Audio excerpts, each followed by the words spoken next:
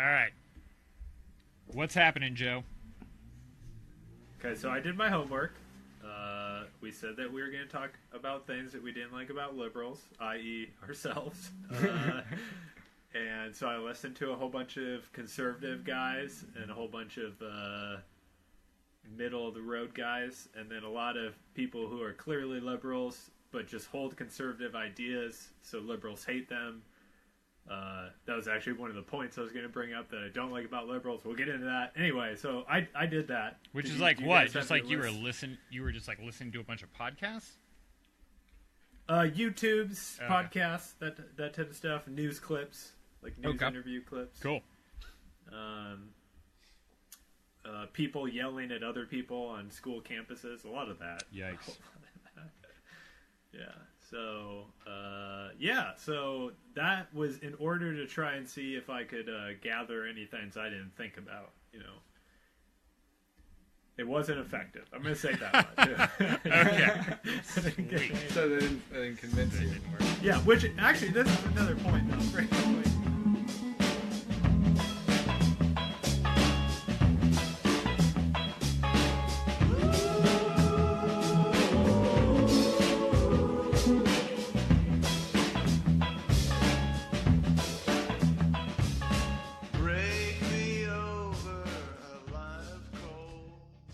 Hello. Welcome to another episode of A Strong Disagree. I'm Trey. One of these dudes is Dan. The other one's Joe. A couple of weeks ago, we thought we were having a little conversation. We thought we might be going a little too hard at conservatives. And in the interest of a fair and balanced podcast, we decided this week to go in on liberals, discuss the things about them that we do not like, to show you that we hate on most groups of people. We did a pretty poor job of it. Some feelings were hurt. We skipped over a lot of the worst parts about them to focus in on some of the minor stuff, but we have a good time. We hope you have a good time listening to it. The second half of the show is about gun control, so keep your pencils and your paper ready. You might be able to cop a new argument for next Thanksgiving dinner. You're probably listening to us on Patreon, maybe iTunes or Google Play, wherever you're at. Tell all your other buddies to go there and check it out. We really appreciate it. Spread the word. If your friends are cool, don't be telling just every goon on the street you meet to listen to us. We're trying to keep this, on the low a little bit. But that's it. Buckle up, have some fun. We hope you're enjoying your life. We hope you enjoy this show, and here it is.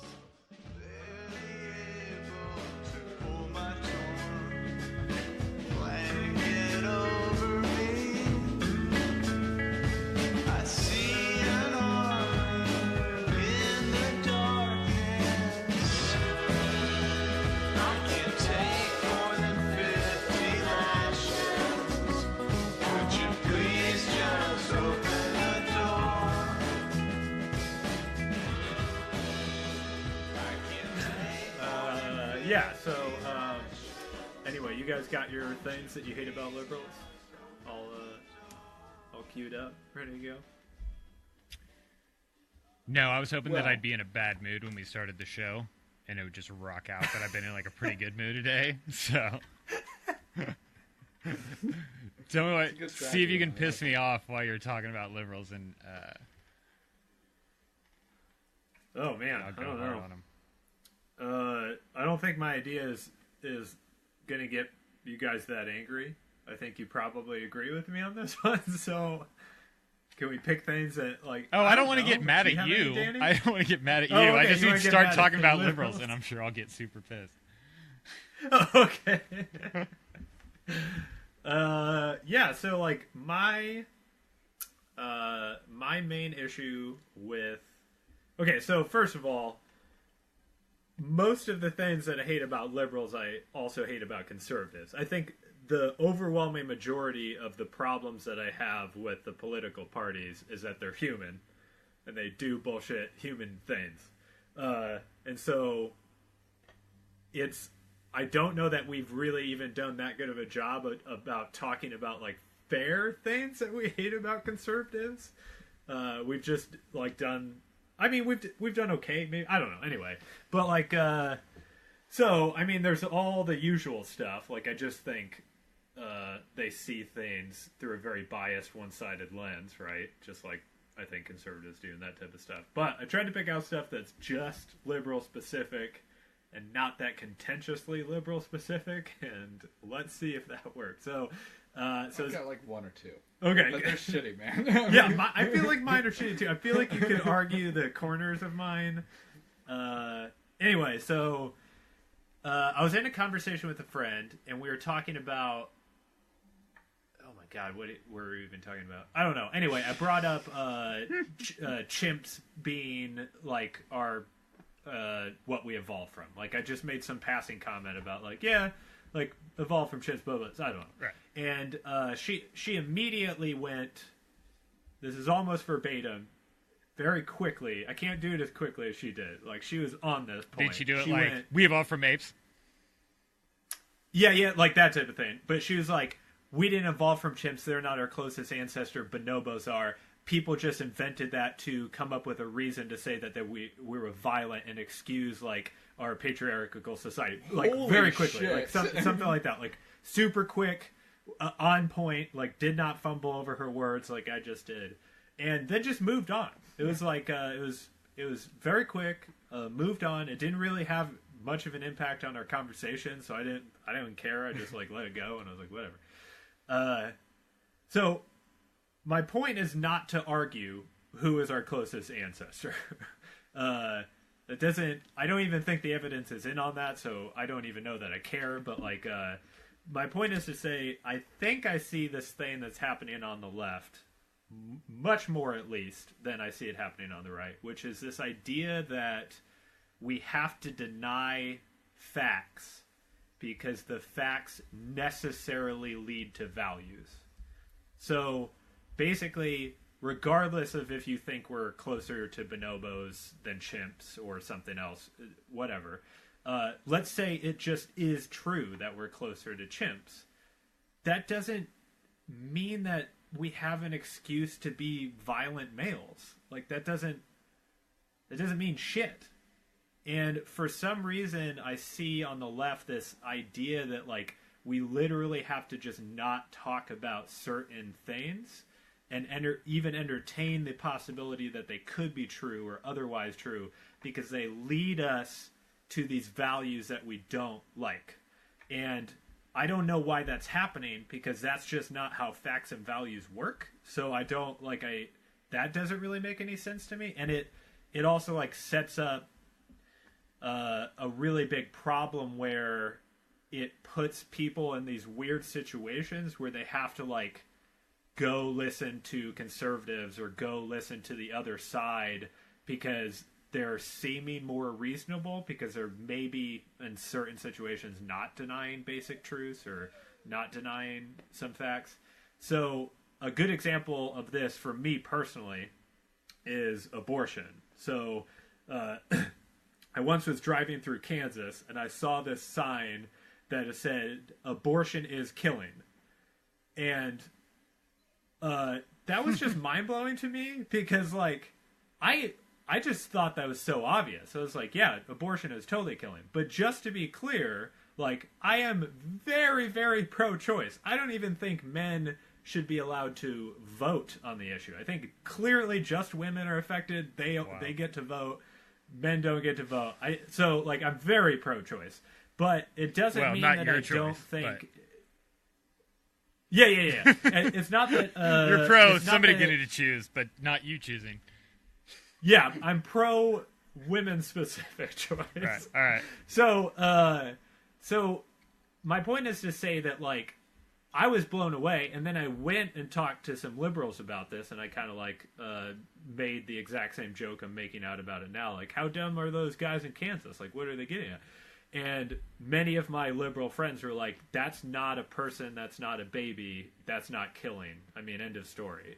And they weren't even willing to discuss the topic. Like, it's just, they think that if you think it's a human, you would arrive at the same conclusions that a conservative would. Well, so, what? All right. Did you just make a jump there? Did I? No. Okay. Do you? No, keep going, dude. Keep sorry, going. do I Wrap need the to whole explain thing. That logic is that. No. I mean, if you guys don't follow that logic, I'll explain. Do you not? Are you just saying that some liberals avoid facts just because they feel like it leads to the logical conclusion of you would have this certain value that I don't want you to have, and that's why they avoid the facts? Yes, but I don't think what I'm trying to say is that isn't even true. I think that it's killing, and I'm clearly totally fine with abortion. So how could they possibly be right about that? Mm-hmm. Well, but right? but they're saying so it that just seems it's like you're not objecting a to human. that idea. Like, isn't that a different thing? Yes. So these are two separate points. So my first point is there's this push to deny facts. I'm not saying that liberals are denying facts in the case of abortion. Okay, but your first point is that one thing that bothers you about liberals is that there is some kind of a liberal push to deny facts. That's one. Yes, because they think that to deny facts and to deny discussion on certain facts, because they think that if it was the case that chimps are our closest ancestor, then we totally have a right to have really violent males in our society. That seems like a wildly different conclusion than what that girl was drawing, but we'll get into this. So push for conservatives to deny facts. Is that liberal only though? Like, that's the only question I have. So, yeah, again, that's why I think all of these points that I'm going to bring up, if we even get to any of them, like, they can be beat around the edges. So, in my experience, yes, I don't know any conservatives who are unwilling to discuss scientific facts or say that we can't... I feel like am I in Australia and like the toilets are flushing backwards and you're just using the opposite words to say things? Yeah, go ahead. Hit me with your confusion on this. You're saying that you're upset that there's a push from liberals to deny facts, and you don't know any conservatives who refuse to talk about scientific facts? No. I am saying that there is an idea that values necessarily follow from facts. Therefore, we have to deny those facts. Both sides are clearly just denying fact, right? Like, or just have alternative facts, or however you want to say that. Like, they just decide to believe different people. Okay, I'm saying that liberals have this problem where they are unwilling to entertain the idea that something could be true simply because they think that it leads to a necessary conclusion. Mm-hmm. Does that make sense? Yeah. I mean, I definitely understand what you're saying. I do get the point that you're saying. Talked to at least one conservative on the topic of climate change, though. Or abortion. Go ahead. Or abortion. Gay marriage. Or, immigration is a good one. Okay, go ahead. Give me your point on this. Gun control. Well, so like the easiest one I could argue is probably climate change, where there is an overwhelming, like, if it's a question of, okay, who do you choose to believe? Then let's all divvy up the number of people we could choose to reasonably believe. And right. like, you take one, I take one, then we cross them off, and then we each take another one. And whoever's left with more people at the end of this process will believe that group. Right. Who's going to be left at the end of that? It's definitely liberals who think that humans are causing climate change. Yeah, I still don't think you guys are getting my point. Yeah, but isn't I mean, let me hit it another way though, Dan. Poorly, let me hit that another way. Isn't the idea I guess no, that's not fair to say. For me, what pisses me off about the climate change debate is the idea that we don't have to do anything. We don't have to change who we are and how we live because of climate change, because climate change isn't real and climate change is fake science. So I'm going to continue to drive my pickup truck, and I'm not going to recycle because that's for fags. And of course we have to just like keep building more stuff because we're the greatest nation on earth. And also it says in the Bible that you can't be gay, so we just can't allow that. we can't talk about like maybe people are born that way or because it's clearly wrong, so it can't be a part of our life, or the Bible says that murder is wrong, so we don't need to talk about when a beating heart is. It's just like as soon as two people who are in love lay with one another, as it says in the Bible, and you can't kill that because that's one of God's babies. Like all of the things are values that they don't discuss the scientific opposite of their core belief. I either wildly misunderstand what you're saying or agree 100% with what you're saying, only the other way around for the other group. I would say that's like my number one thing my that only pisses me point off is about that, like, conservatives. This is clearly not just liberals.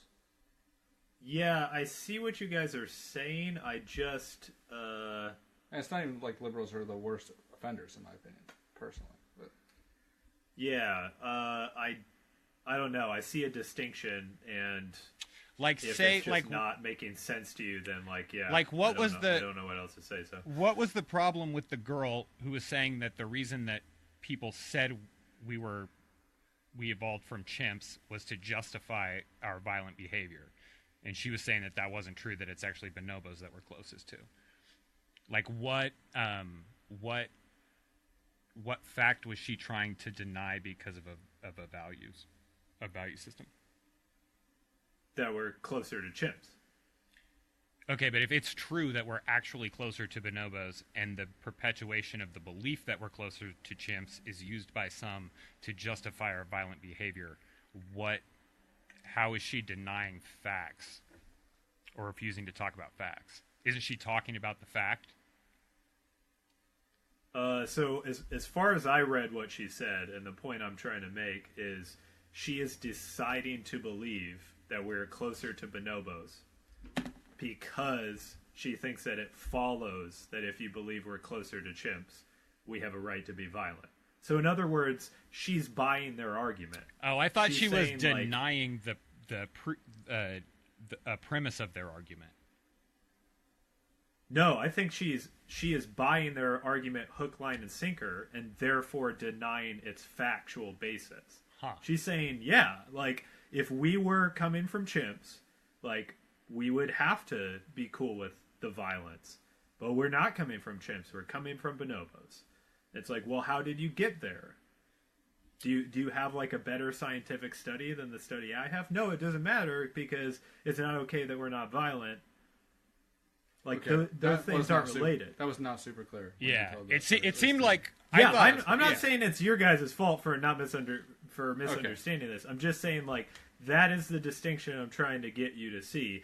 Do you Which think is- that's true? Because I don't see that happening with my discussions with conservatives. I don't know. Isn't that the exact same thing that so happens? I think that there are. Sorry, Trey. No, go ahead. I think that there are conservatives that do actually believe that humans may be causing climate change and are just not willing to change their lives, and so don't want to accept that premise. And it's much easier for them to instead say, no, that's just a big conspiracy, and I believe that it's just a bunch of bullshit, and I don't need to change my life. So, Isn't that kind of similar? on like a subconscious, unconscious level, yeah, absolutely. I've never met, as far as I remember, and you guys can try and jog my memory, not having been there, or give me an example of a conversation you've had and just prove me wrong there. But I have never had a conversation where that has been vocalized from the right. And I have had many conversations where that has been vocalized on the left. Are you saying that it happens on the left and not on the right, or are you saying that the people on the left are talking about it and the people on the right aren't, and it's the fact that the people on the left that are talking about it that upsets you? No, and also I don't think this is most of liberals. I think this is kind of like the extreme left, like the leftist of liberals that talk this way. And I think there's actually a lot of people who are liberals who have a really big problem with it, because there are a lot of liberals who are very scientific, and so they're just kind of confused why we're so against like the research and the facts, especially if it doesn't change our values. They're just. I mean, there's a lot of talk show hosts that talk about this, so they could be lying or confused, just like most media is. But yeah, I buy it. I've had it happen in personal conversation too. So sorry, what was your question? Did I even answer it? I think I might have skirted around it. My question was, does it upset you that they're? You were saying that you didn't remember a conversation with a conservative where they said that was what they were doing, where they said, if climate change is real, we would have to change the way we live. I don't believe that climate change is real, though, because I don't want to change the way that I'm living. You're saying that you haven't had any conversations with conservatives where they have said that. Yeah, I've heard the line of logic that's clearly flawed in many other ways, but like the science just isn't in on that one. Nobody really agrees about it, and like the mainstream media is just like has a liberal bias and is trying to trick us. It's like, well, none of those things are true. Well, I mean, there's some liberal bias in some media. Who cares? Anyway, but like the science is very, very, very clear. So it's like that's a very different thing. That's just a denial to look at evidence through the rules of how you should look at evidence. Like right, but that's not like. Go ahead. Go ahead. I was going to say, aren't they denying it though, so that they don't have to change their values? I mean, isn't that like the entire point of using the Bible as a academic text, or denying the science is like a way to preserve their way of life? Because if they don't have to change their life if they deny. I don't know that they know that on the inside, that like in their head they're thinking like, ah, shit, I got to keep denying this climate change deal, or I'm gonna have to drive a Honda. So I better just keep saying that it's wrong. They are. Yeah, I think that. I think it's worse that they're not talking about it, and that's got to be the thing that I hate the most. Is that the real reason? The entire time you were talking. Yeah, the real reason that they're denying. I mean, none of like what percentage of people are scientists, Joe? Not like not what you would call a scientist. Not like your highest. Yeah, like not like, and I don't mean you. I just mean like not what a scientist would call a scientist, but like what percentage of people are just like even kind of scientists, like have a degree in a science field. It's like, is it 1%? I don't know. I have no idea. Yeah, it's like 1 or 2%. Yeah. I have no idea. But it's either. like, but it's 92% of the people have an opinion on climate change. I hate to do this because other people do this to me a lot, where like I feel like I'm making a good point, and then they're like, that just proves my point more, and I'm like, oh, now I'm gonna go shoot myself in the face. But I feel like what you just said proves my point more.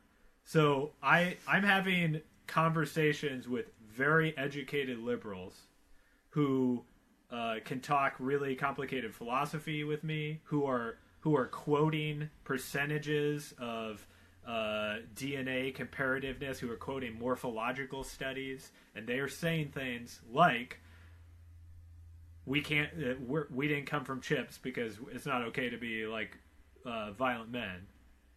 And when I meet conservatives, they're just generally like, yeah, why should I believe scientists? It's like a conspiracy. So yeah, I think it's a very different thing. It's like, I don't know, like, I don't know.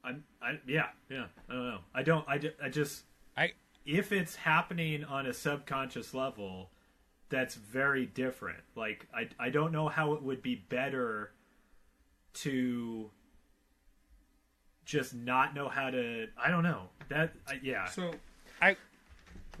let me. Oh, sorry. Go ahead, Trey. Is there any way that we can get a different example of this? Because I don't have any personal experience with a liberal where they were telling me that they were. I guess Okay, I guess I so, can't see any. I wasn't there for this before we move on conversation. to a different example. If we Before we move on to a different example, I'm sorry. Go ahead. no, go ahead. I was just wondering, like, I wasn't involved in the conversation, so I obviously can't parse it too heavily. But I'm just wondering, like, if what she's saying is too many people use the fact that we're evolved from apes or chimps to have an excuse to be violent, and that's her premise of why she doesn't want people to believe. I mean, that's weird, and I'm not sure why you would do that. I'm pretty sure there would be more effective ways of going about your goal, but like, I'm not sure if that's worse than someone who, completely unaware of what the actual facts are, is also buying into a conspiracy. Because both of them are kind of buying into a conspiracy. The liberal is buying into a conspiracy that this is some sort of, like, put-up job to make us all believe we're evolved from apes so that we can then be violent or something. Is that kind of what the implication is? Which is kind of the same as, like, the conservative believing that it's all a conspiracy for climate change or whatever. Yeah, I think if they went that specific route, yeah, that's for sure. Which is possible, I guess, yeah. Maybe they're doing a bad job of, like, letting me know that it's a conspiracy theory. Or don't want to say the word conspiracy theory, right? Yeah. Like, so, because if that's the case, if that's her point, then I guess it's probably, in my opinion, worse to be completely unaware of the fact of what the actual facts are, and the fact that you're overriding what you believe the facts are because of the implications that you think people will draw from those facts if they're not educated enough about them. Right. Like, that's better than just being like, I don't know enough, I'm not going to look into it, and I heard this guy talk about it, he convinced me, and I like driving my truck. Yeah, it's hard for me to even really weigh in to say that I think one is worse than the other. I think they both lead to pretty terrible things. Yeah. But I might be the other way. I think the idea of, like, people who do understand the science, who are actually in the conversation, because, like, the thing with a lot of conservatives on global warming, for example, is that they just haven't even thought about it. Okay, and it's kind of hard to expect people to be intelligent on something they haven't thought that much about. So it's like, I don't know how that's really that bad, like, compared to the idea of, like, somebody has thought about this, they've studied it, and they're deciding to make this really weird mistake of this kind after a lot of thought, after, like, so again, I don't know if either's worse than each other. They're both, like, a really big problem, but, like, I don't know. I would always put the if I really knew self-defense really, really well, and somebody tried to beat the shit out of me and I broke them, like, just completely shattered their arm and fucked their face up, and the alternative is I'm just, like, some guy drinking at a bar and the same happens and I break that guy's arm and fuck his face up, like, the self-defense guy is a worse person. Like, he knows how to defend himself and knows that he's more powerful, knows that he could maybe get this guy out of the situation safely. Like, if you're actually engaging intelligently in this stuff and then coming to these, like, fucking crazy, like, shut people down on research, shut facts out, like, that's really problematic. I don't know. But yeah, I don't know. They're both shitty. This girl was saying that we were actually more closely related to bonobos, though, right?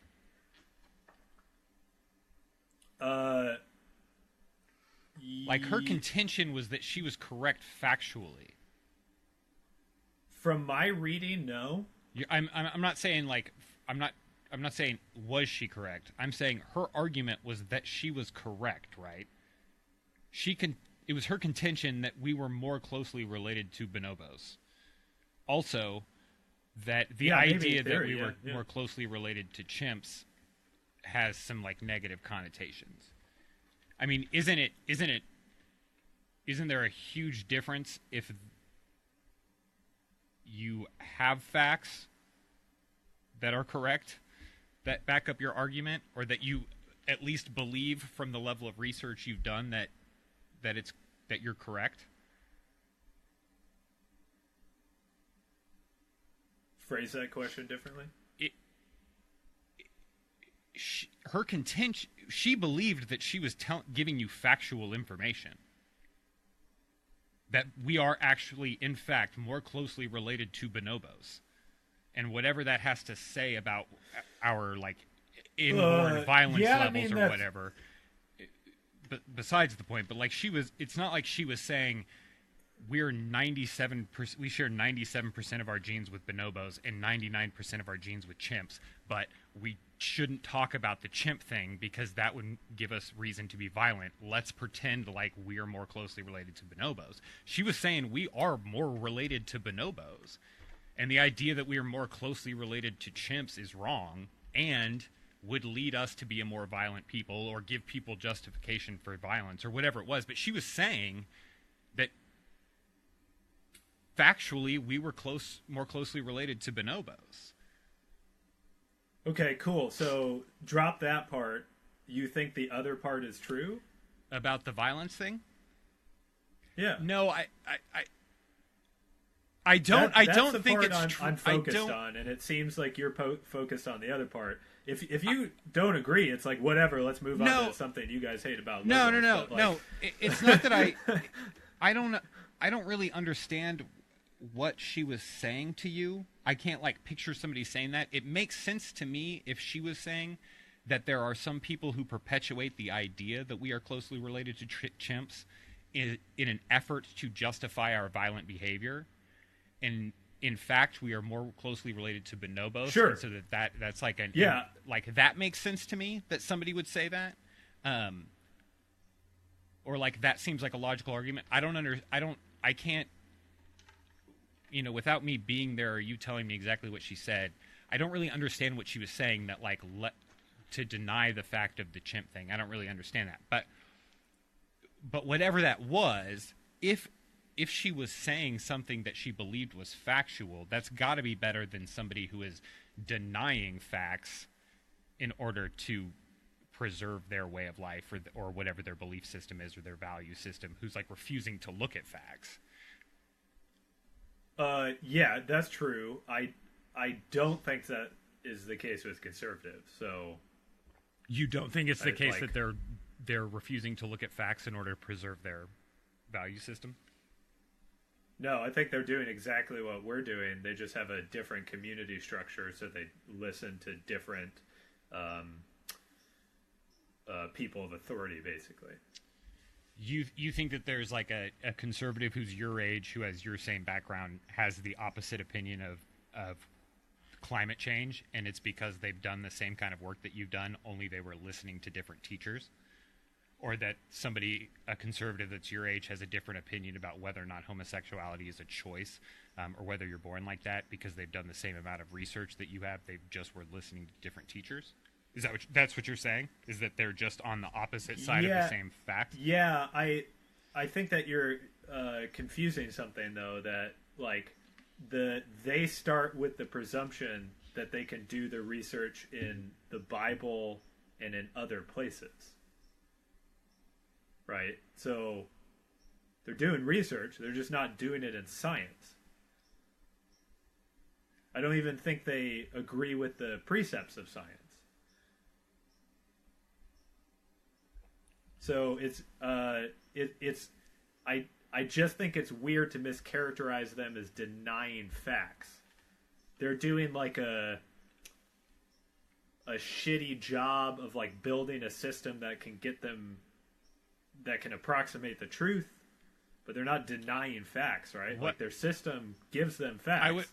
They're just wrong because it's a bad system. They have bad. I would agree with that statement if we used a word other than facts.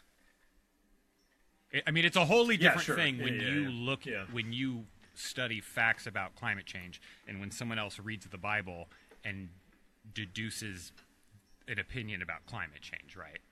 Like if we used a different word than facts, I would agree with what you're saying. Results is maybe a better word, right? They have results and conclusions from what they're doing over there with the Bible and other things.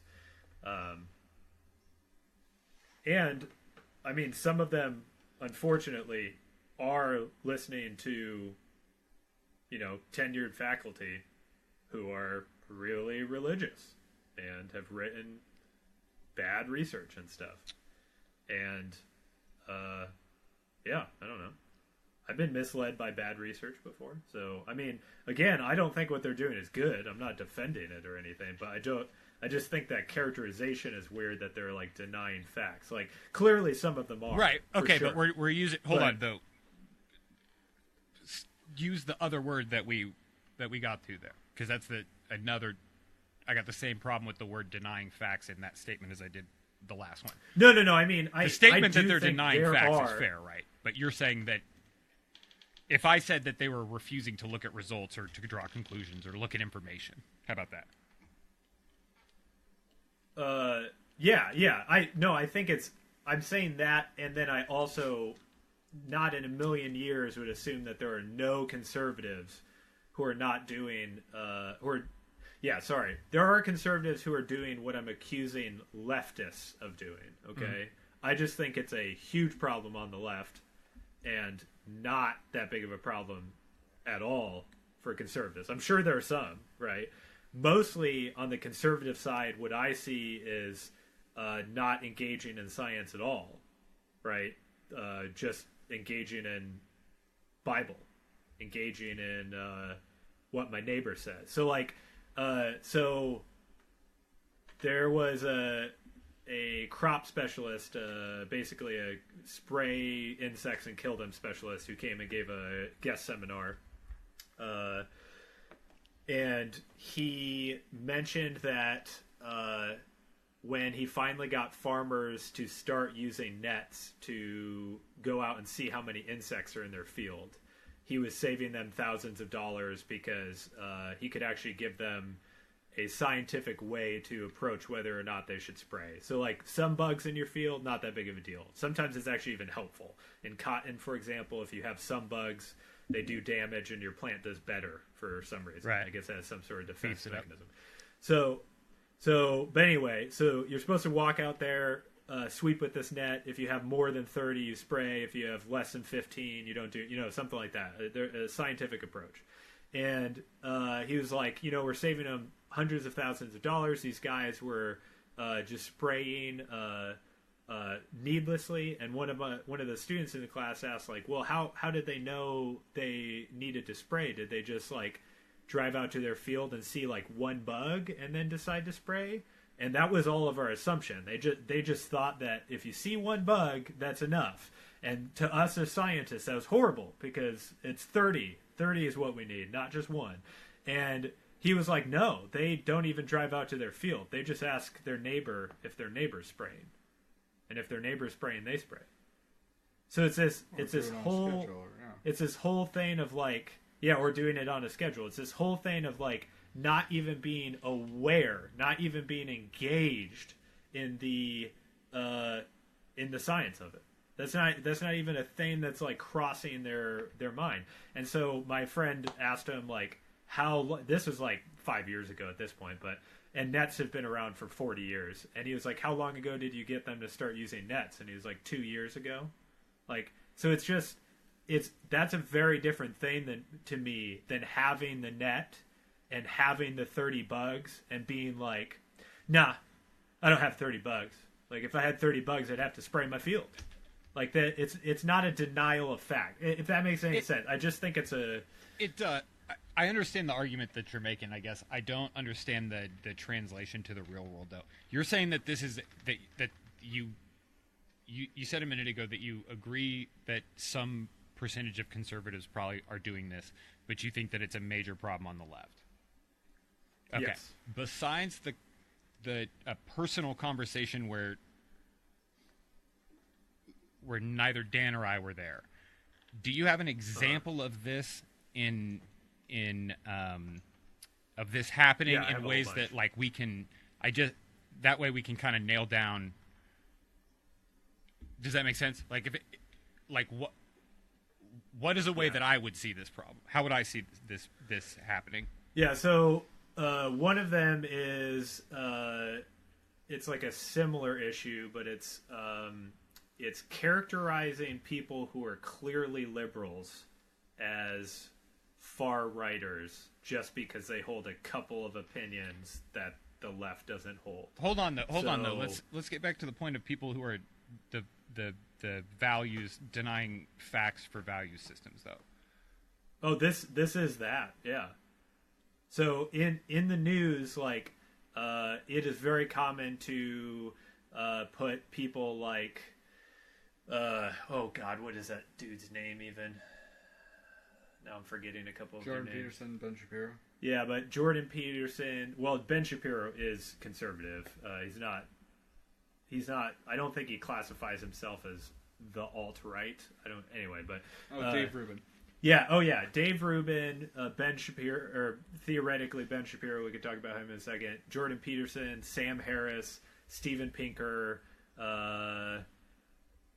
Who are some of the other guys? I mean, the brothers, the one that quit Evergreen. What's his name? Weinstein. Yeah, Weinstein, the Weinstein Bros. So like some of those people, I don't agree with you that they're liberal. yeah, no, and we should talk about that. But the point is, they have actively said that they vote for Democrats. They've never voted for a Republican. They hold the same views that we do on things like abortion, things like taxes, et cetera, et cetera, et cetera. Yet they hold 3 or 4 views, and they're not called conservatives. They're called alt-right. They're called the most extreme conservative you could possibly be. And I think that's exactly what I'm talking about here. It's a denial to engage the idea that you could believe certain facts and not be led to some value, right? Like you could be totally.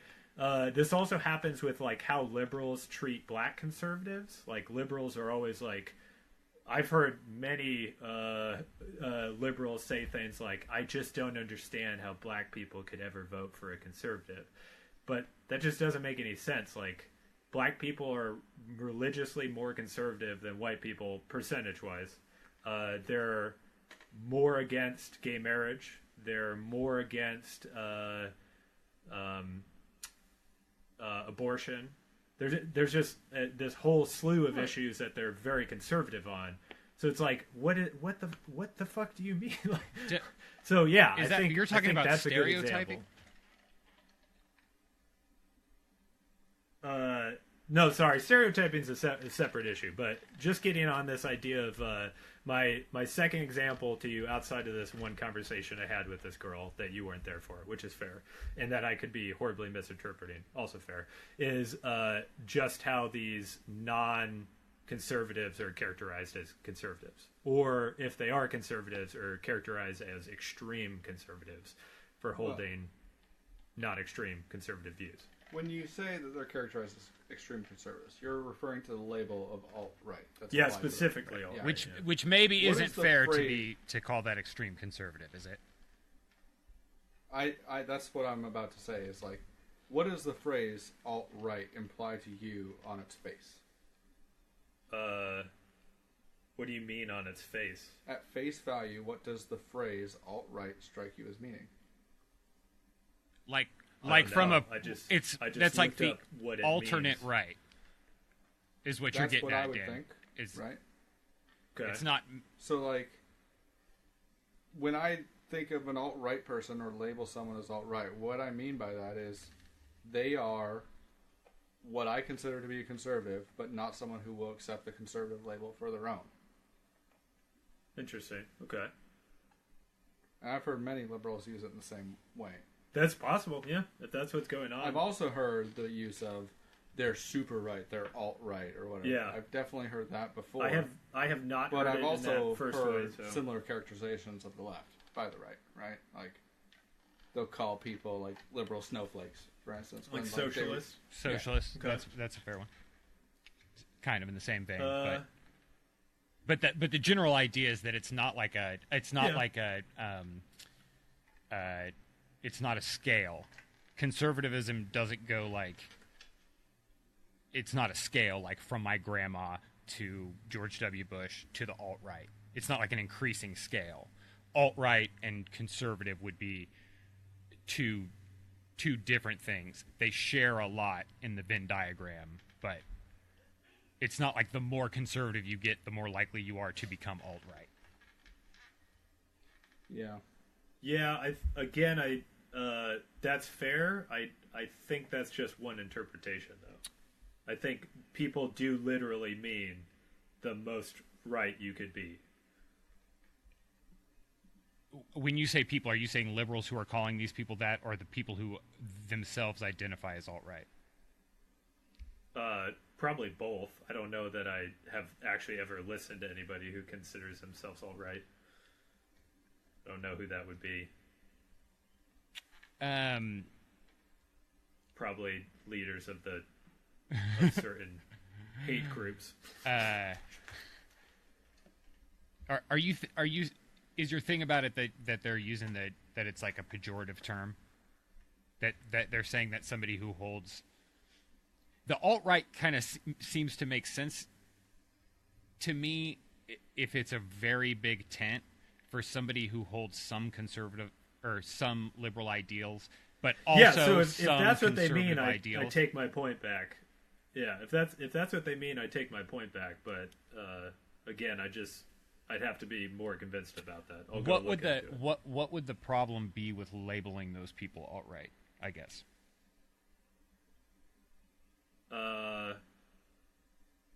Is it because it's a derogatory term, or is it because you think that they're putting them in a different camp than you know what I mean? Like you're saying that it's a problem that these people who are 80% liberal, 20% conservative are being labeled alt-right. What's the danger in that, or why is that? No, a problem? again, I would have no problem if that's what the term means. If the term is literally true, then I have no objection. No, to I mean it, I'm right? saying So, like what you brought it up. What did you think was the problem with it? Gotcha. Okay, so as far as I have gotten looking into this, I have never met anybody who's using the term that way, and not even just the term. Like these people are being compared to like Hitler and Milo Yiannopoulos, Right. whatever his name is. They're being compared to Hitler and Milo, or Yes, That's yeah. a double I whammy. wasn't sure if there was. But both of those Yeah. are also true in Which the opposite. is actually. Yeah, that's true. Milo stock really has fallen, guys. Yeah, Milo, it's pretty didn't bad. have- which very is far to go down. fantastic because he has zero things to say. Yeah, that guy was a fucking shitty person. So my understanding of it was they are taking people again. This is my objection. They're taking people who are 90% liberal, 10% conservative, 80% liberal, 20% whatever, have voted for Democrats their whole life, believe in most of the same things we believe in, and they're being called the furthest right of the right because of one view that they hold. Okay. Right. So it's a absolute dismissal to even have the conversation. So What- no, what- I don't think I- it's I- because it's a pejorative term. I think it's because it's a denial of fact again. It's like people literally write articles that are like these guys are secret. Like you have people just saying that they are just far extreme right conservatives, and then you have other people who say that they're secret extreme right conservatives who are just trying to like sway misinformed liberals like into the void and stuff, and it's just like more conspiracy. So yeah, that's my other example. I don't know. Okay, so is it because these people who are being labeled alt-right are like being marginalized? No, it's just a denial of what they actually are. In it the doesn't make game any of sense. like It's like- where we're giving people titles. I mean, like what's the actual? You know what I mean? Like, I mean, you could call me a conservative, and it wouldn't like have any effect on what I was doing or how I live my life or anything. Like a label. Like, what's the thing that's happening? Oh, I'm not.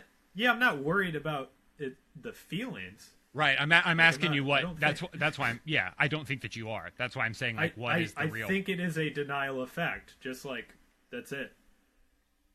Same point earlier. Because what they're basically saying is like, if we say that he's a Democrat, we have to admit that some Democrats are uncomfortable. I don't know, with gay marriage or something. Like I don't know what the specific points they're disagree on, but and it's just like, yeah, there's a ton of Democrats who are uncomfortable with gay marriage. Like our party is clearly fucked up too. Like what? Yeah, like there's a ton of conservatives who don't like guns.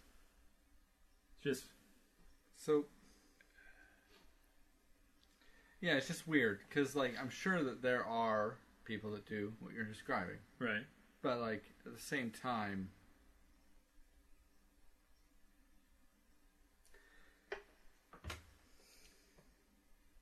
so the worst that I've ever heard from the right that I can think of is Bernie Sanders being called a socialist. Period. That's the worst you've ever heard of someone misapplying of this, a label, yeah, a factual label. Yeah. An example in like this very small thing, right? That's what you're talking about. The worst example of this, not the worst. No, yeah. No. Not of like denying facts. The worst example I can think of is somebody calling Bernie Sanders a socialist. But Bernie Sanders is a democratic socialist who's a democratic socialist. Like, you might as well kind of like smidgen down the Democrat. Like, he believes in a 90% tax for anybody making over $1 million or something, and believes in like $15 minimum wage across the country. And like, he's very socialist. So I don't think it's that wrong to say socialist in like shorthand. It's not, like they're not like if they were I don't know. Yeah. Even though the point of saying that Bernie Sanders is a socialist is to marginalize him as a candidate in a democracy. Yeah, so if what is going on is that people are just using these terms pejoratively and not thinking about them and just being idiots, and that's happening on both sides and everybody's just an idiot, then cool.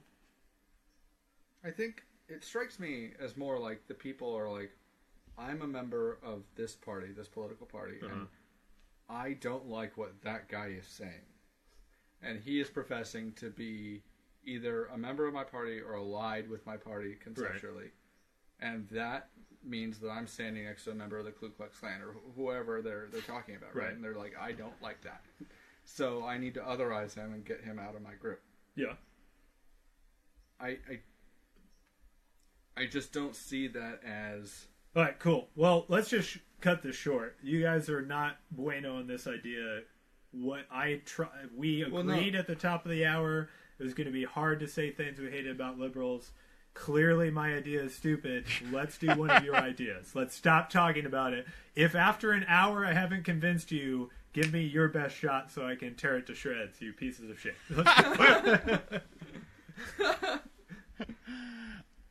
What do you got, Danny? You think liberals are too sensitive or something? I'm just kidding. That's not a An excellent. I would, for your first piece of factual evidence, I would use that little outburst from Joe as proof that liberals are fucking snowflakes.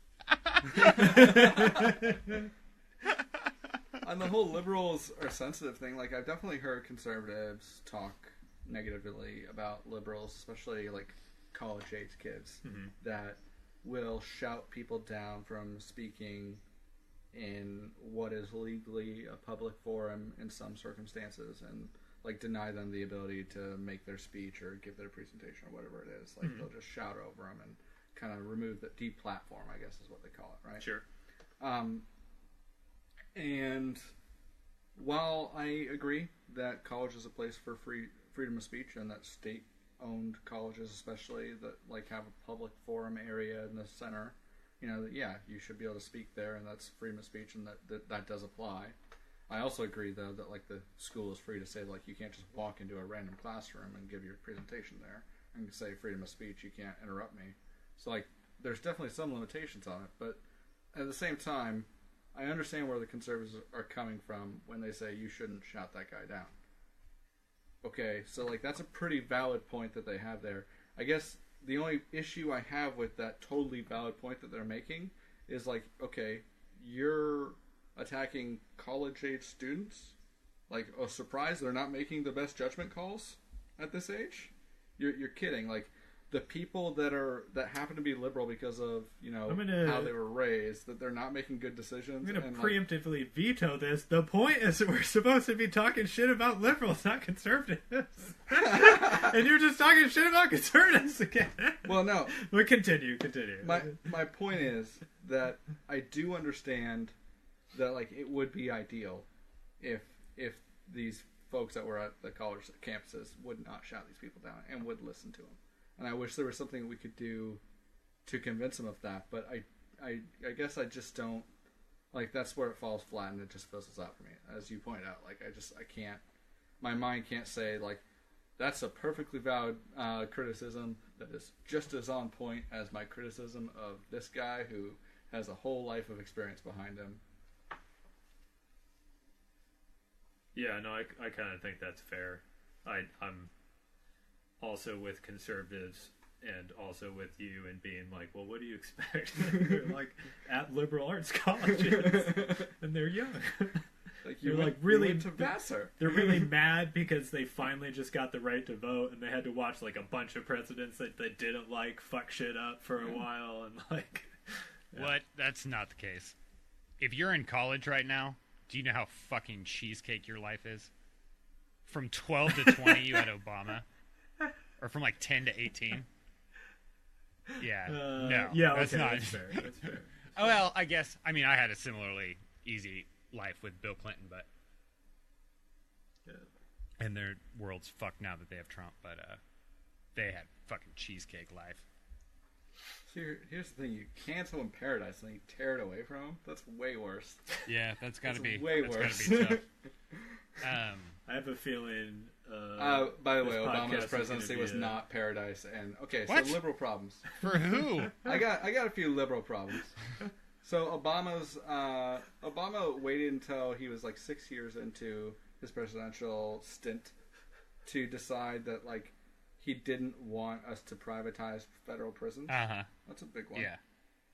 Right? That's total bullshit. That definitely probably should have been on his radar, And it kind of blew me away that it took so long to get around to, and then he never even, like, succeeded in any kind of concrete way. It was an executive order that he ended up signing, and guess what? Surprise, it's reversed now, so.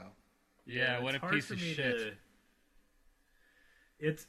Like, what? Yeah, that's exactly what I think when I see Obama's face. I'm like, you waited fucking 6 years to deal with privatized prisons, forever. And then the work you did got turned around.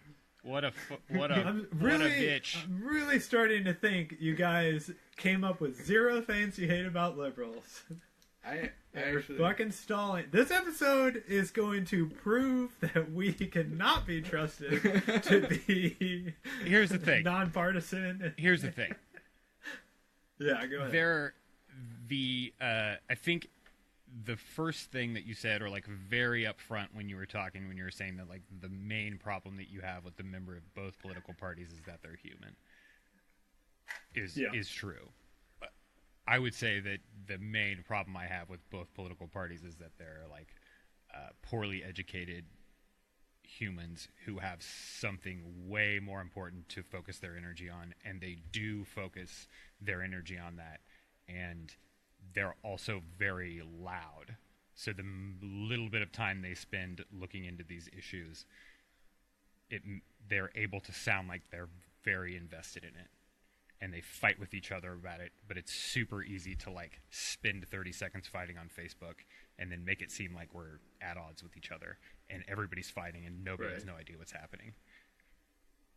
But that's just a human thing. They're definitely bad. Like most of the problems with both groups are just across the board bad, just being humans. So do we have a different podcast topic? No, I'm going to get into why I hate liberals. I gave it my best. I'm going to get into why I hate liberals, and it's not because they call people names or because they're trying to get horrible people off the stage at their college campuses. I've seen bands booed off stage at concerts where you had to buy tickets for that show. I've seen people pay money to boo bands off stage in college just because they were drunk. Fucking Ann Coulter doesn't get to come because she's a total shitbag. Like, that doesn't seem... I mean, she sucks. College kids didn't want to see her. It's not a huge tragedy. She wasn't going to say anything important anyways. The reason that liberals are terrible is because they're just total bitches, front to back, flat out bitches. That's Finally, we get to some meat here. Awesome. The fact that it's weird that you don't see, again, I'm going to play you guys. Why don't you think that about conservatives? Why don't I think conservatives are bitches? Because those dudes will fly Confederate flags on their porch when black families live across the street from them, and they'll just say, fuck it. They'll fucking put that flag on their truck knowing that it means they're never going to get a good job. They'll tattoo their necks with fucking horrific racist symbology because they don't give two fucks.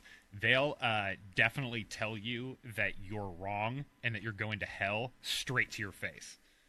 Like, just right to your face. You're going to hell, lady who has to get an abortion because the pregnancy is going to kill you, or you accidentally got knocked up and you don't have the money to raise that baby. You're going straight to hell. They'll just yell that right in your face.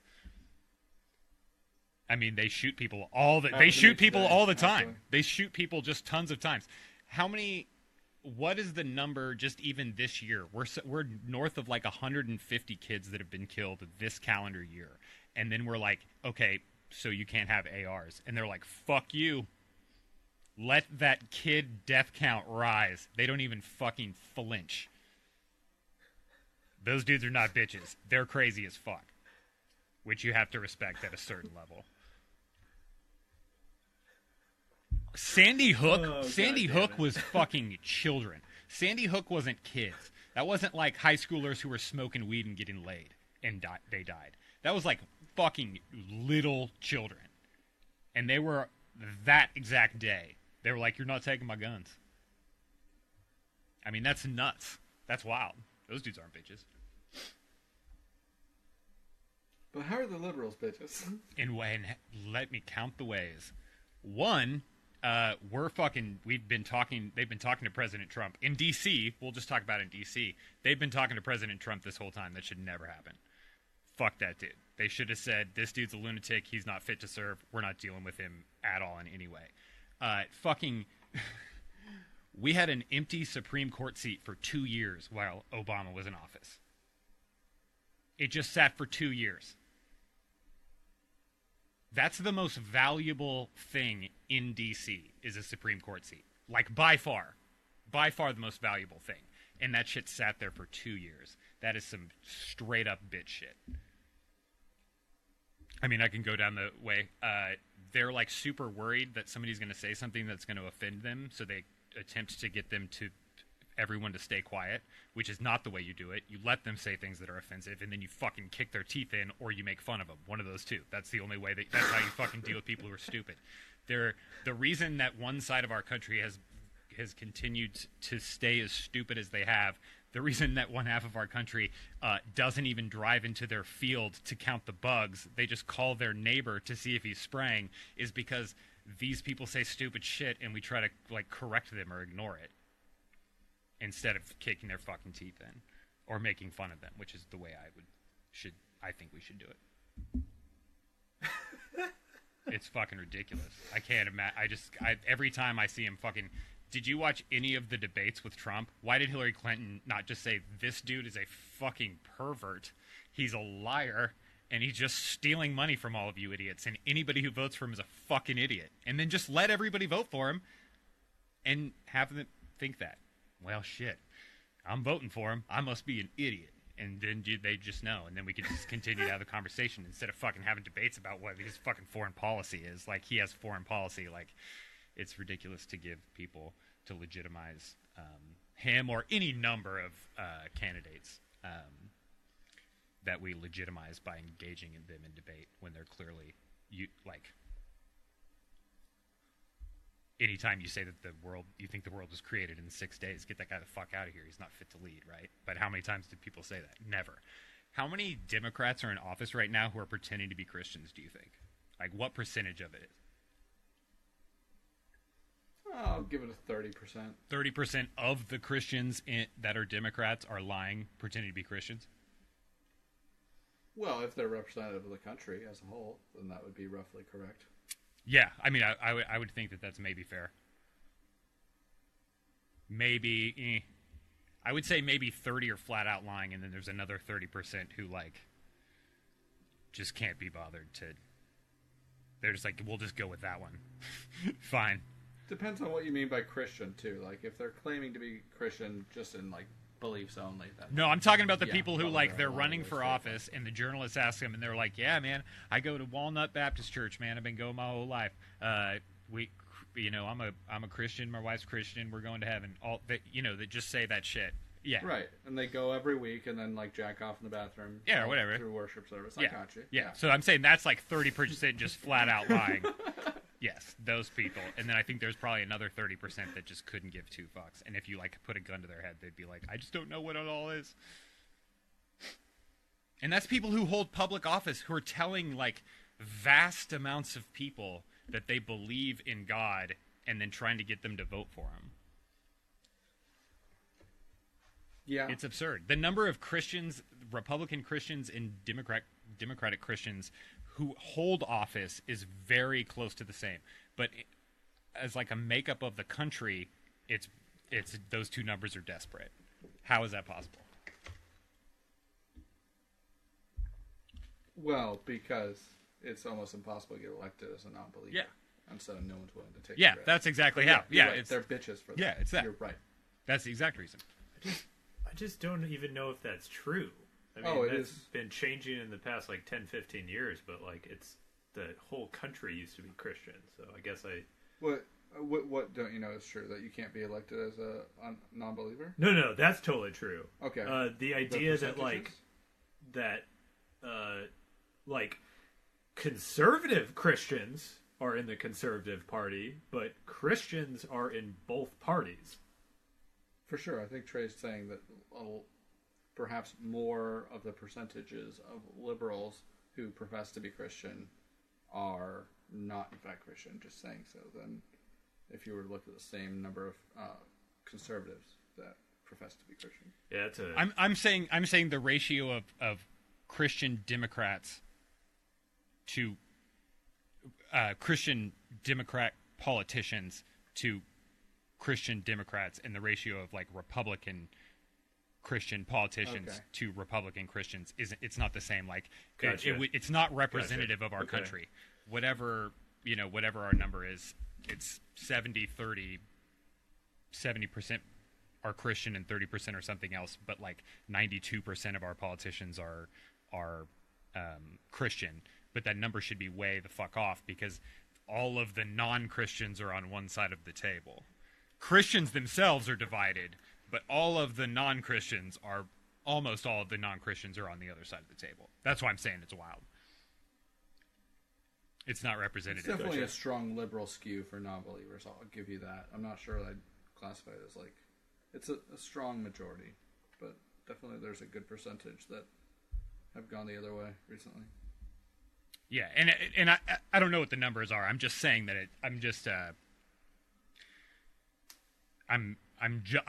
all I'm saying is there's a lot of dudes voting for abortion and fucking free weed and saying that they're going to Antioch Baptist Church every Sunday, but I don't think that they actually go there. Or perhaps they do. Or yeah, maybe they go there and jerk off or whatever you're saying. Or they go there to network or whatever. It doesn't matter. It just the point is like they're making the decision to tell people that they're Christian so that they can get votes, which is a totally bitch thing to do because then the next generation also has to pretend that they're Christian to get votes because we only vote for politicians who are Christian. If if they had balls, they would come out and say, like, are you fucking kidding me? Am I a Christian? No, man, I have no idea what's going on. You just heard me up here fucking... You heard what I'm saying. You know how I'm saying I'm going to vote. Does that sound like a Christian to you? No, get out of here, man. Get the fuck out of here. I'm trying to give more money to our schools. Does that sound like somebody who only reads one book? No. It's a collection of books bound together. Every other book on earth, those are called chapters, but in the Bible, they're called books. I don't understand how that works, but irrelevant.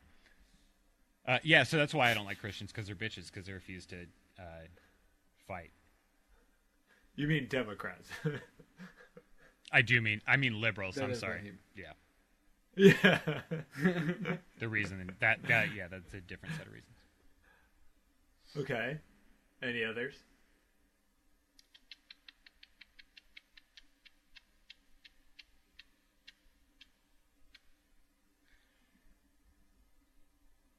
Are we gonna do just like the things that they support?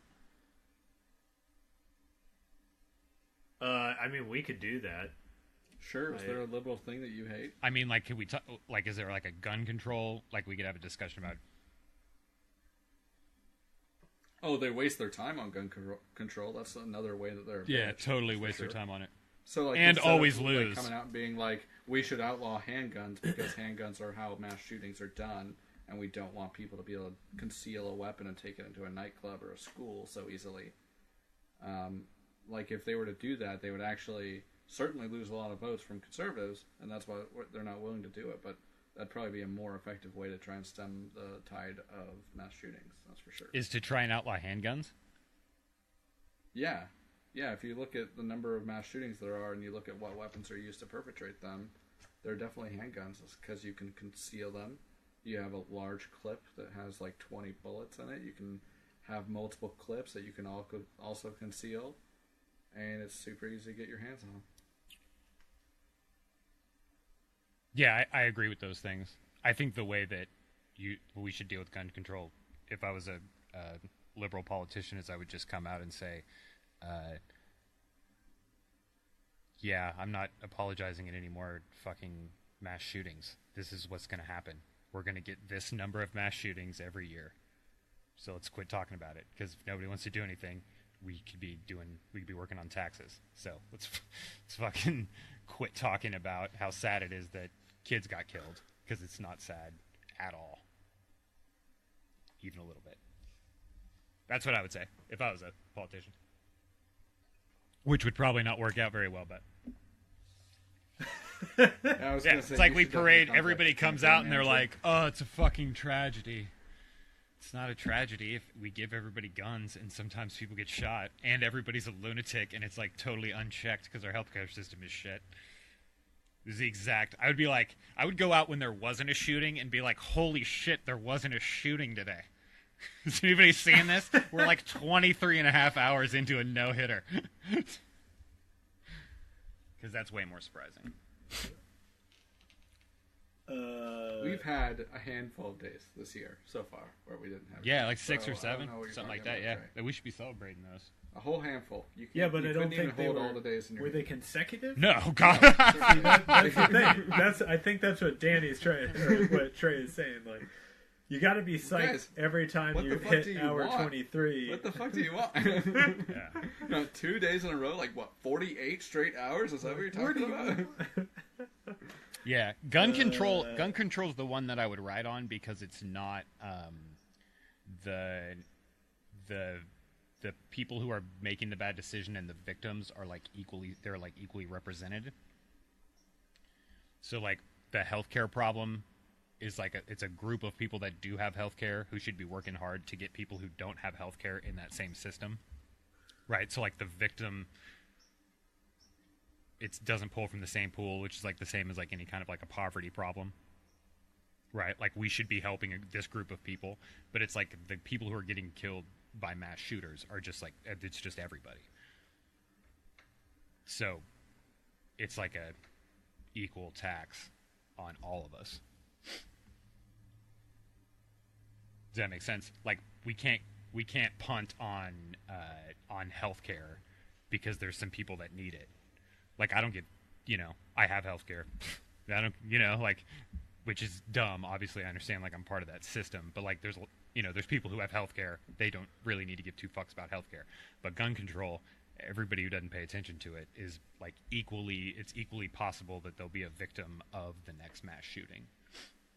It's like one of the only problems that affects everyone, rich or poor, young or old, black or white. Well, if you're talking about mass shootings, yeah, but I think that's what I'm talking about. That's one of the things that conservatives hate about the discussion is that mass shootings are like a small fraction of the gun death, and so that's why they think it's sensationalized. Not that I'm giving them that point, but right, but it's so like it.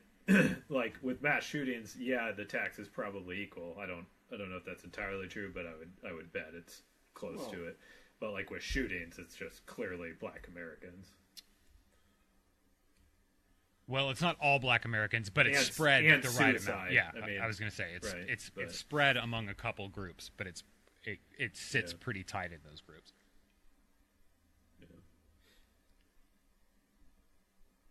Yeah, are we going to have a gun debate? Weren't we trying to pick a policy that we would argue on? I don't know if we're going to... Is this a good one? I mean, we definitely have some disagreement amongst the group on guns. We do have it on guns. Do we? Oh, yeah. Yeah, Joe likes guns. Huh? Yeah, I'm super like the guns. I like guns a lot. I'm also people are having sex with their shotguns, guys. I sleep with I'm them also totally pro gun. I want to say outrageous things because Alex Jones did that, and then people actually started having sex with cars. So. God damn it! Yeah, that's true. Yeah. Like, people are having sex with their shotguns. I was walking down the street just the other day, and I saw a guy. He just pulled his dick out, put it right in the shotgun. I was like, oh my god. He was like, go away, man. I'm fucking the shotgun. It's a fairly good Alex Jones impersonation. That is. Also disturbing as fuck. Please don't do it again. Yeah, okay, we could do guns. If bring up like a point that you have, Dan. I feel like if I'm reading the room correctly, our desire to fight right now is dead. So So I don't know if this is the time, but we can try. We can, let's get amped. Let's get amped. Say something really disrespectful about people who like guns, Danny. Maybe I'll get pissed off. I probably won't. Okay, people don't like the idea of giving up the Second Amendment because they just like their guns, and we as a country have just decided that we're okay with mass shootings and all the people that are murdered and all the people that kill themselves unnecessarily with a gun because we just like our guns and we just want to use our guns. So let us have our freedom and use our guns. Dude, I don't understand why you thought stating my point was a I think we're agree. That's Dan's. Yeah, okay, Dan's cool. saying. We agree on guns. And that's exactly how I feel. Nah, here's my rebuttal to that. Really, you spend a lot of nights crying in your bed, worried about mass shootings? It's just like really wrecking your life. All these mass shootings. No, it doesn't affect you at all, does it? When my kid is about to start school. Okay, but so like what percentage of your day? Like we might get in a car accident, he might catch polio,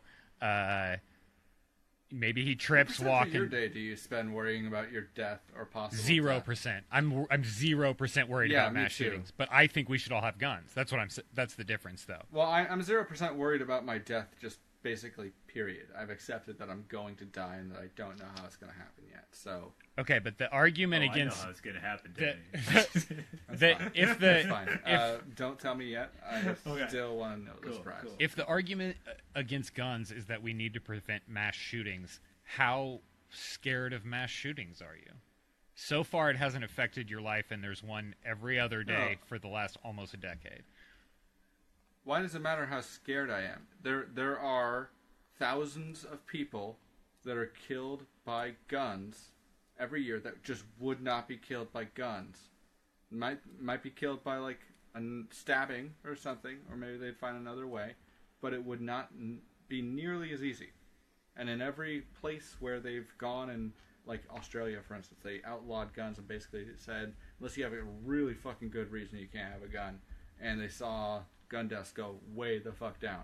So Factual. Right. it doesn't matter how scared I am. There is a large group of people whose life potential is being cut off, who could be contributing more to the world than they are, and we're just not getting that out of them. And that's just not in our best interest as a society. Unless you want to go fucking crazy shit and be like, no, but we need to reduce our population or shit like that. I mean, that's a different angle. What's the Oh man, I wish I believed that. That'd be fun to argue if I believed that. God damn it. Go ahead, if Trey. it's okay, so I'm looking at the numbers now. This is these are 2013 numbers, but can we call those close enough? Okay. Yeah. go ahead. 2013, 33,600 deaths due to injury by firearm.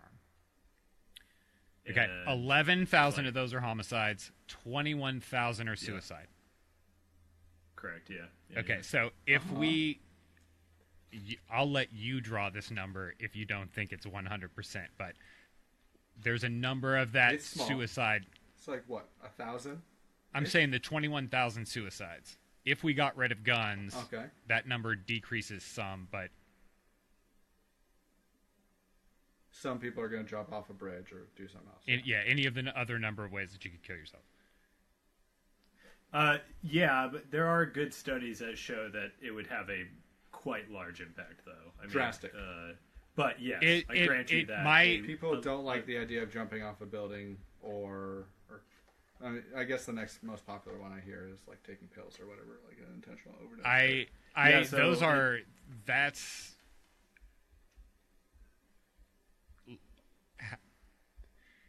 it's. I think that number is difficult to dismiss the way that people do it, though.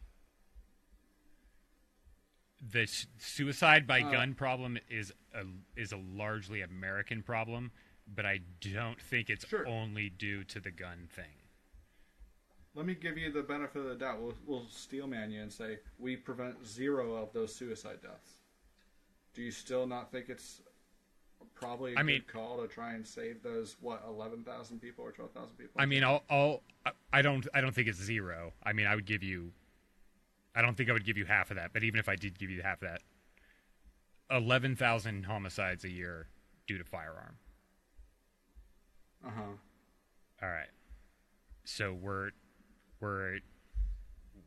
we got our nuts in a pinch over 11,000 a year.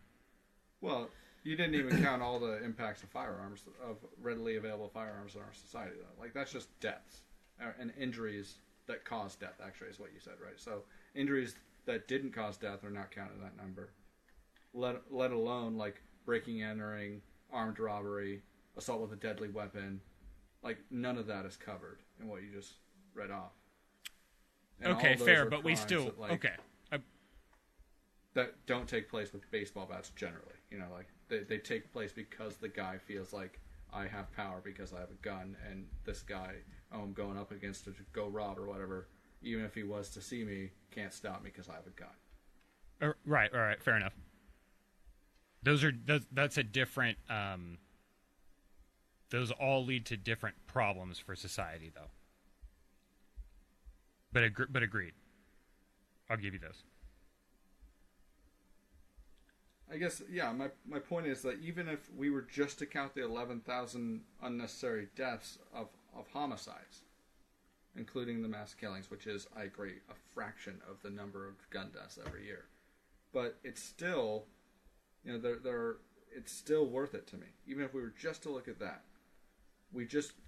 the thing we're talking about is whether or not you get to have your gun at home all the time with you. Like, we could make a law that says you can only have your gun at a shooting range or when you're out hunting, and like there's a check-in, check-out system. There are 1,000 options that we just don't approach because it's like a third rail of politics in the country.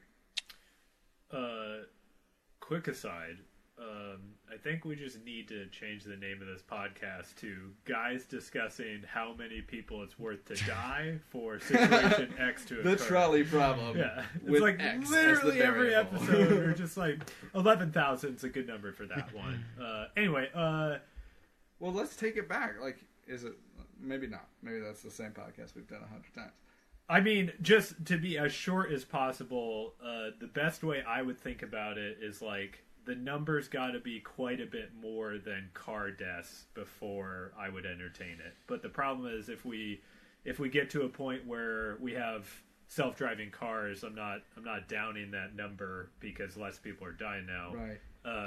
What my basic argument is something along the lines of we make choices sometimes that endanger ourselves and others for ease, for the use of a tool, for the feeling of safety, for the fact that we're free. Like, I mean, just a plethora of reasons. And, people always say, like, they'll say stuff like, well, you got to drive to and from work. I mean, yeah, you could take buses. We could walk. We could totally change our society and have a lot less car deaths.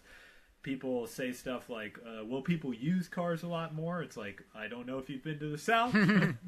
There are people who shoot 8 hours a day, 3 days a week. Like, there are people who have these guns on them all day, every day. So it's not surprising to me that these numbers are what they are.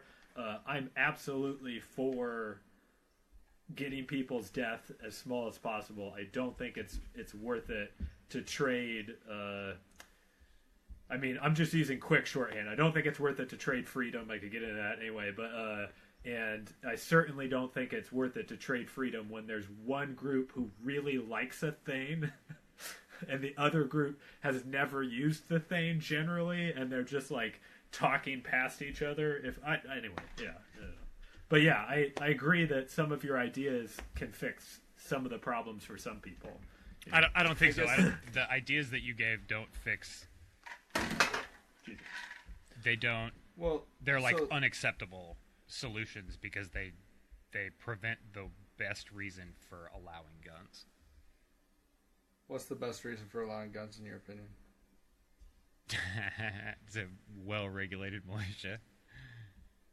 That's a shitty fucking reason because fucking 100,000 guys, the full goddamn population of America with their shitty fucking rifles and shotguns are not going to solve the problem of the fucking military has fucking stealth bombers. All right, here it is. Here's the defense of that argument. And here's the defense of that argument. The air defenses. They do. They own the air defenses. They got the fucking nukes. They got all those fancy guns and all that shit. The only trouble is that the dude flying the plane is from Kentucky, and if the shit goes down, he's not flying the plane. He's going to go home where he has a stash of guns, and he's going to be lethal as fuck. Our military is really impressive, except the fact, the only fatal flaw that it has is that they will give you a college education if you sign up to risk your life, which means it is fucking chock full of dudes from lower income families, chock full of dudes who grew up using guns and who now have a healthy respect for guns, and it's chock full of people who don't give two fucks about rich ass everyone. All of the rich fucks in Washington, they don't give two fucks about them. So our military would suck shit if the shit hit the fan, because those dudes would come home and they would be fighting right next to me and my guns, which is nice. And I also think it's like an insurgency issue where it's like, I mean, the drones and the expensive technology are really helpful, but like, look at all the countries that we've used that shit in. It still takes 10 or 15 years to get anything done.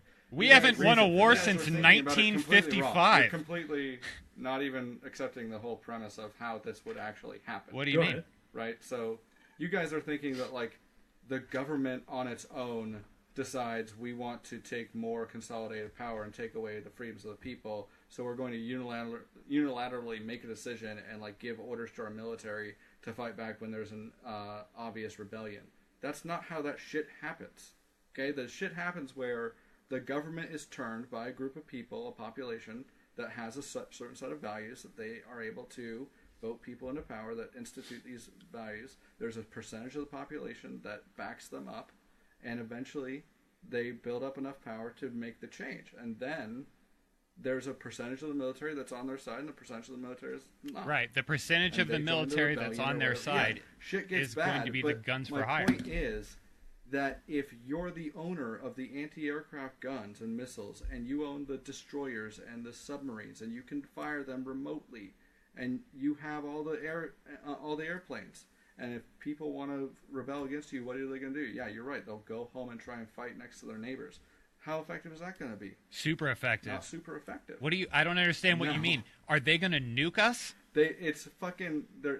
I think that you're fighting spitballs against true military equipment. Not You in a got civil nothing war. compared to a tank. Not. You got nothing compared to a tank. You got nothing compared to a drone. You got nothing compared to an F-16 or a stealth bomber, which don't have to drop nukes. They could drop actual targeted ordnance. On what?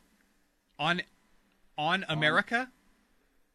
On the rebellion part of America that didn't decide to go along with their new values. Like, have you watched like Handmaid's Tale? Like, there are legitimate I haven't scenarios that watched you it. can imagine I this did country. read it though. I mean, I could imagine this country taking several bad turns and ending up on a road I- like that. That's why it's so I compelling. absolutely agree that it's possible that could happen, which is the reason that I stick so tight to my guns. The fact that it's And possible I feel like- to say that we're not going to win it because they have all the bigger guns or something, which we haven't ever seen a civil war fought that way. Maybe that will happen.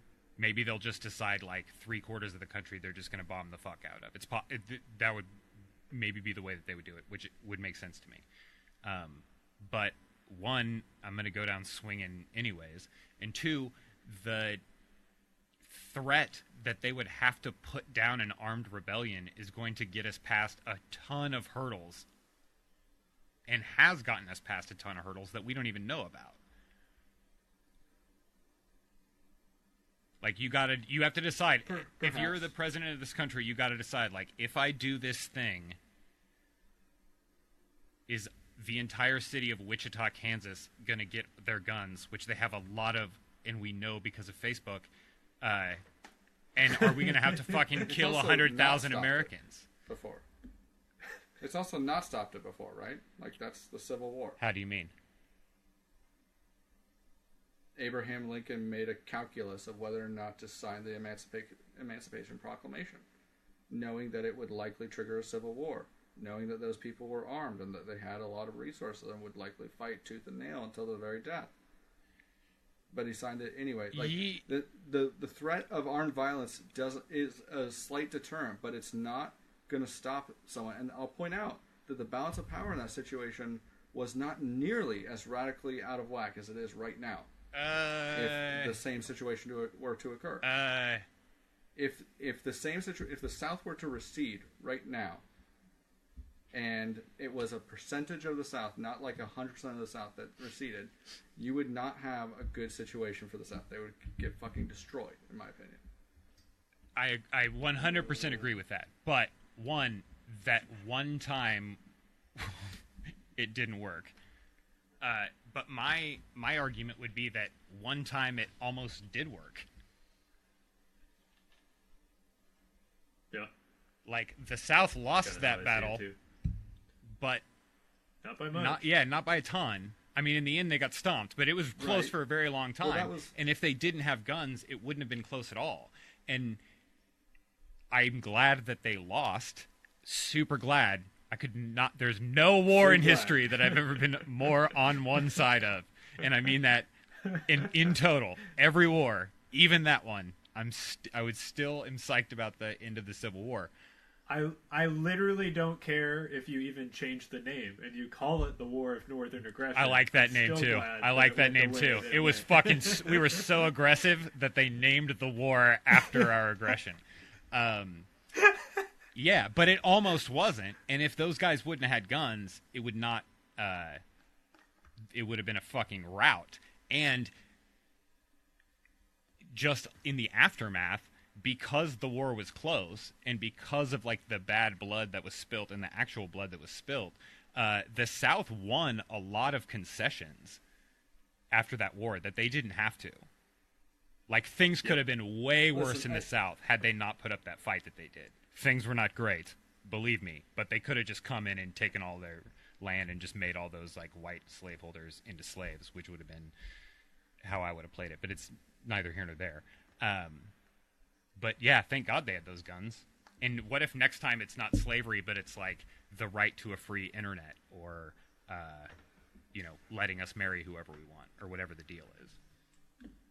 My point is that we're fucked if that's what it is, because the stuff that we have the right to buy right now is fucking piddlywinks. It's nothing compared to what we're going up against, and it's not a fair. Like, my point about the Civil War was like, yeah, it was almost successful that the South almost won, but guess what? They were almost on equal footing with the North when that war started. That is not the freaking case. Not even close. Have you ever even seen a video of a mortar shell landing? Just a fucking mortar shell. It's fucking horrific compared to what you can do with a goddamn AK-47. Agreed, but could you imagine the carnage if I went to, like, the biggest house in town with 10 of my buddies and just raped and killed the people that were in there and then just took that house over? Like, on video, which one of those two things is worse? If, in this, obviously I'm saying that, like, the 1% are the ones that are against us, but they drop a mortar shell on fucking Tuscaloosa, and 1,000 people die, and it's on the news, and it's fucking carnage, and there's fire everywhere. Or me and 6 of my buddies go to the richest dude that we can find and just go in his house and just rape his women and put his head on a fucking pike on the front. Which of those two things is going to have the most effect?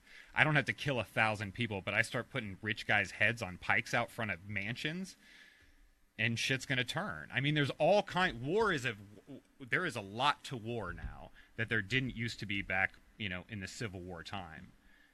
And you just have to kill so many people with those big guns. The big guns that they have aren't the best guns, or there are other good guns. I would say at least there are at least other good guns that we have. And if we don't have any guns at all, we're definitely just going to get stomped. And it costs us 11,000 people a year, plus several robberies. Yeah. So I just really feel like the protection that you feel a gun is offering, the armed populace is offering the country, is just, it's so thin that it might as well not even be there, and that we'd be way better off, like, concentrating on passing laws that would actually limit power on people. So, I agree with that, though. Yeah, so on the... Hold on. 2 seconds, Joe, if you don't mind. Go ahead. I agree that the protection that me having guns, the protection that affords me, and the idea that us being an armed populace protects us against the government, I would agree that is a thin protection. But we're talking about 11,000 deaths a year. As in, that's a small number compared to... Yeah, yes. We're getting... the benefit may be thin, but on the whole, because it's protecting so many people, that's better than the 11,000 people a year that die from homicides. I mean, I think the word better is a little bit iffy there, but I would say, yeah. Yeah. Okay. We lose 80,000 people a year from diabetes. 80,000 a year. And I know I have seen diabetes dead. I've seen a shit ton of dead diabetics. It's just like, for most of them, they just have to watch what they eat. That's the whole deal. And we've seen 100,000. We see 100,000 people die a year from infections in hospitals that are related to, as far as they can tell, pretty simple sanitation. Like the studies they've done in hospitals accident where they death. enforce. Yeah, dying from going to the hospital. Yeah, and it's like, I understand, especially if you've had somebody in your family who's been the victim of, like, a gun accident or gun violence, why, like, comparing apples to oranges here is, like, really offensive. But I don't know what else we can do, really. Like, it is clearly a thing that has benefits. I don't know. Me and Trey disagree on our hierarchy. You could take away his favorite one, and I would still be like, yeah, cool, we can have those things. What was his second favorite one? What's your second favorite one? My second favorite one is on New Year's Eve, when you can just fucking pop off in the backyard all you want. Oh, did you know that, like, depending on the angle you hold your gun at, like, people have been killed by falling bullets if you... Yeah, that's fire, booked like, into the 11,000 though, parabolic and I already said I angle. didn't give a fuck about it, so it's like, who cares?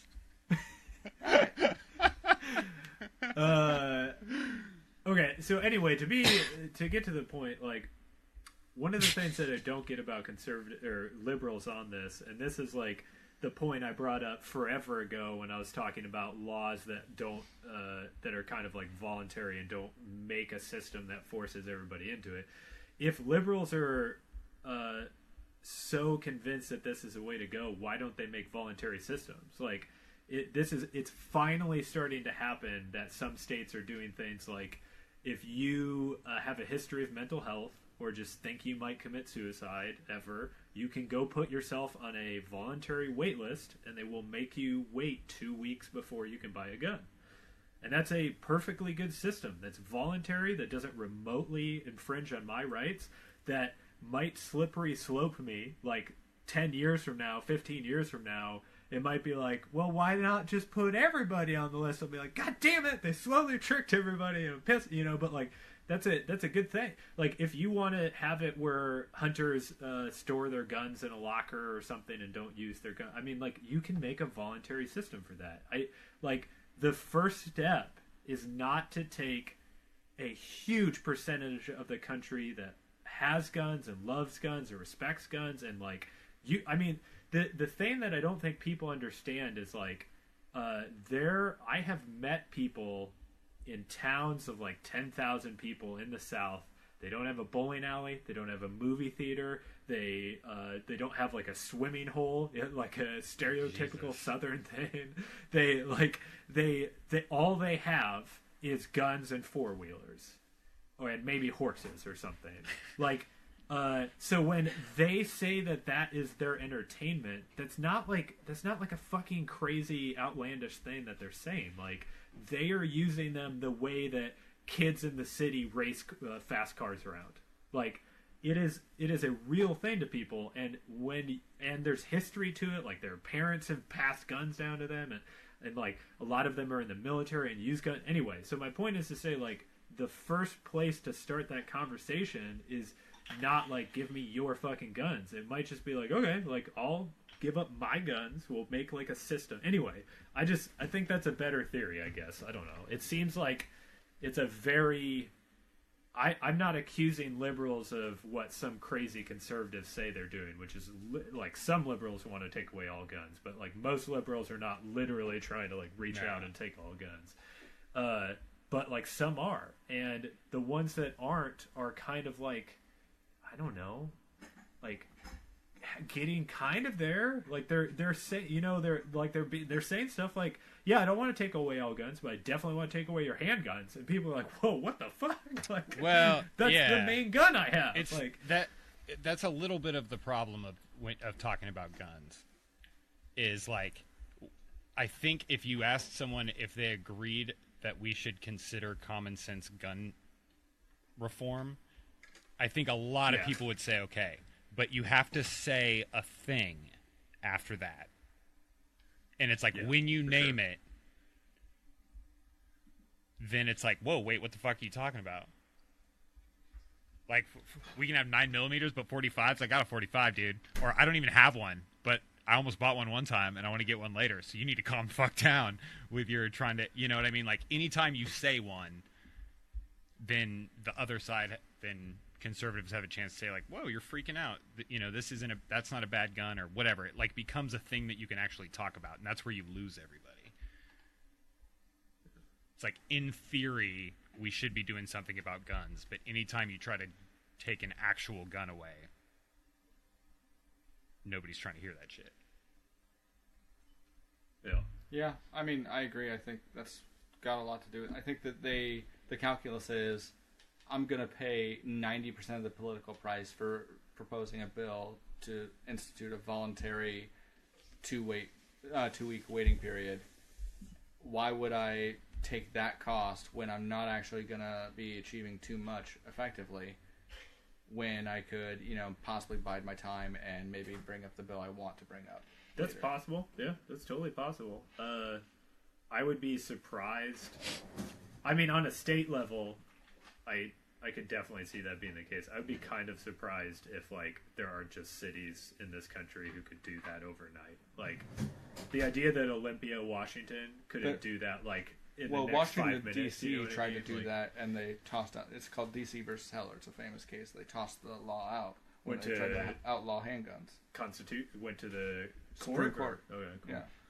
D.C. versus Heller. Is the Well, case. again, it's not a voluntary thing though, right? Like how could you throw out a voluntary Well, I'm thing? saying it's as local government as you might ever argue something being. It's a city instituting a rule saying you can't have a handgun here. Right. And then the Supreme Court said, no, you can't do that. That infringes on their constitutional rights. Yeah, but it sounds like it passed, right? If they took it to the Supreme Court. No, the law passed, was in effect for years, Okay. like maybe 2 years, and then they got it overturned. saying Okay, it was cool. So unconstitutional. just take out the mandatory part. But again, then you have the same problem where you don't want to introduce that law because then you get hit with all the stuff that you normally get hit with when you introduce a gun control bill. Like you're taking away guns from the law-abiding citizens and not the criminals and all that, Okay. right? So, but you're also not actually taking a huge percentage of guns off the street because it's just Yeah, voluntary. because it's a dumb law. Okay. So you've paid all the price almost. Okay. You've accomplished almost nothing. Yeah, I could definitely see some people on the left be angry because it's not enough. Also, Like, Right. you would lose some And of you those pissed off people. your base. Yeah. Right. Yeah, that's Yeah. fair. Yeah. Which is fine, because we shouldn't be making laws like that anyways. Just let us have our guns, What, the man. voluntary... Okay. Fuck. You can voluntarily give up your gun anytime you want. This is America. You can voluntarily wait 2 weeks to get a gun. All right, we already have that. We already have that law. It's called America. I do wonder if you ask, like, people that live in a country where they recently introduced gun control, where they took away all the guns, basically. Do they feel less free today than they did then? And I'm not super convinced that you'd hear a resounding chorus of Australians be like, I don't have the same freedoms that I did before. Yeah, They're like, I but just can't. you'd be listening to a bunch of people on a plane falling through the sky, looking out the window, seeing clouds, and telling you that everything's fine. It's like, yeah, everything seems like it's fine until you crash. There hasn't been they haven't had to fucking fight off their government since the time they took away guns. It seems like everything's peachy keen there. But if you asked them the second after some despot took over and forced their kids to work in diamond mines, they might tell you that they had a different idea. Don't you think?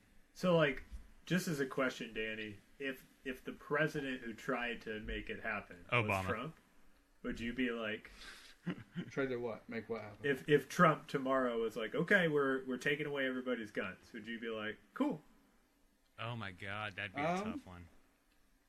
It's a good question. Oh, I would say cool though, because think how funny it would be.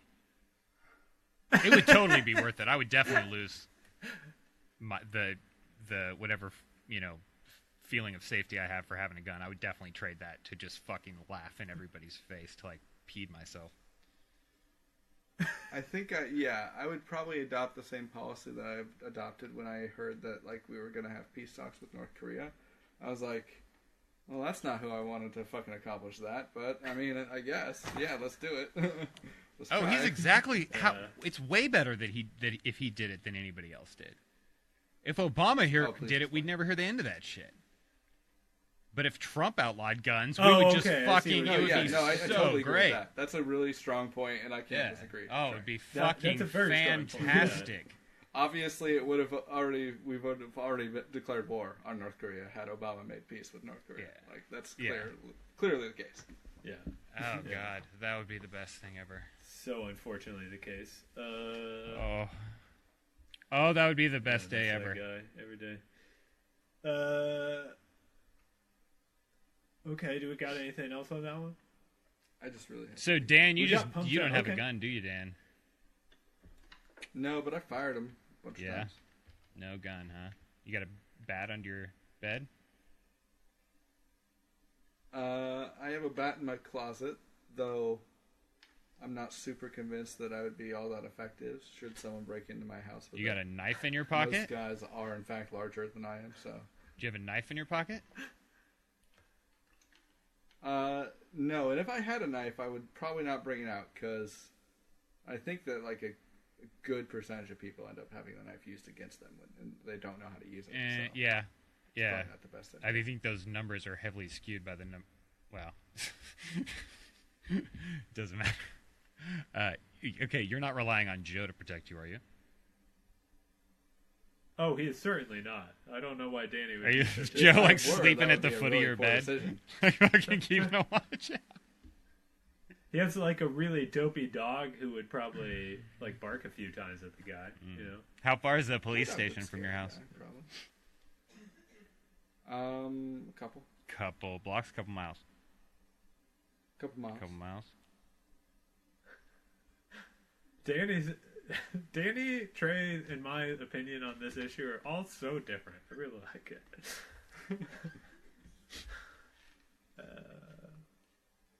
What's the plan if somebody breaks in? I try and scare him off. Call the cops at the same time. Do you have like a noisemaker by your bed, or like a flashlight, or what's the scare off technique? Tell him I have a gun and tell him to leave. Wait, your defense is to tell them that you have a gun? Yeah, and tell him to Wait, leave. you're calling the cops? I've already called the cops. Tell him to leave. You've already called the cops? How long do you think it takes to call the cops? Like in your head, just off the top of your head, how long do you think it takes? 4 or 5 seconds. 4 or 5 seconds? Yeah, I got my phone right next to me, my watch right next to me. I can do SOS on my watch in like 4 seconds. Yep, 4 seconds. SOS on your watch. Yeah, it calls 911. Okay. So in 4 seconds, then you have somewhere like a couple of miles for somebody to get you. What's the SOS? What does the 911 do when they get an SOS text from your watch? It's not a text. It's like a phone call. So I'd just be talking to him on speakerphone, like on my watch, while I told him to get the fuck out. Oh, it just connects you. Okay, so you got 4 seconds that takes you to dial the number, and then you're talking on the phone. Okay. Yeah.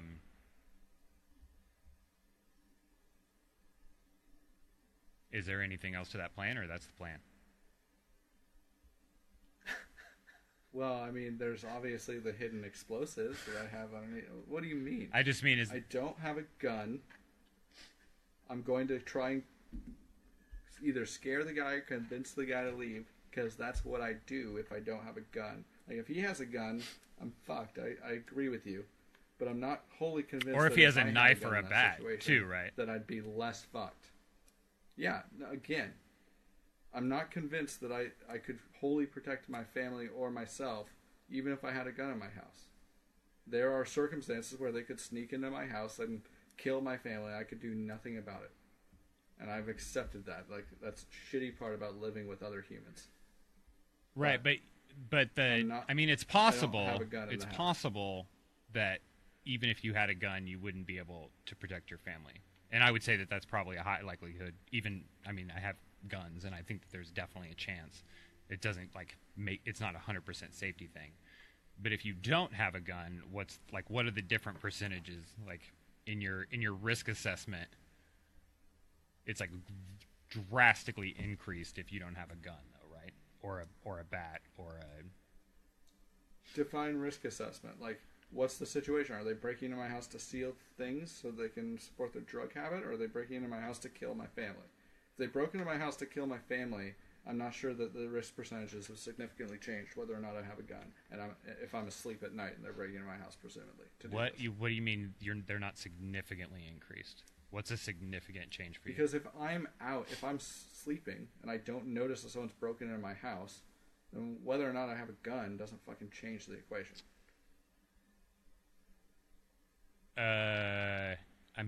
Like, how much are you... Like, if you have a gun, I assume, the way you're talking. I do, yeah. Be funny if I didn't.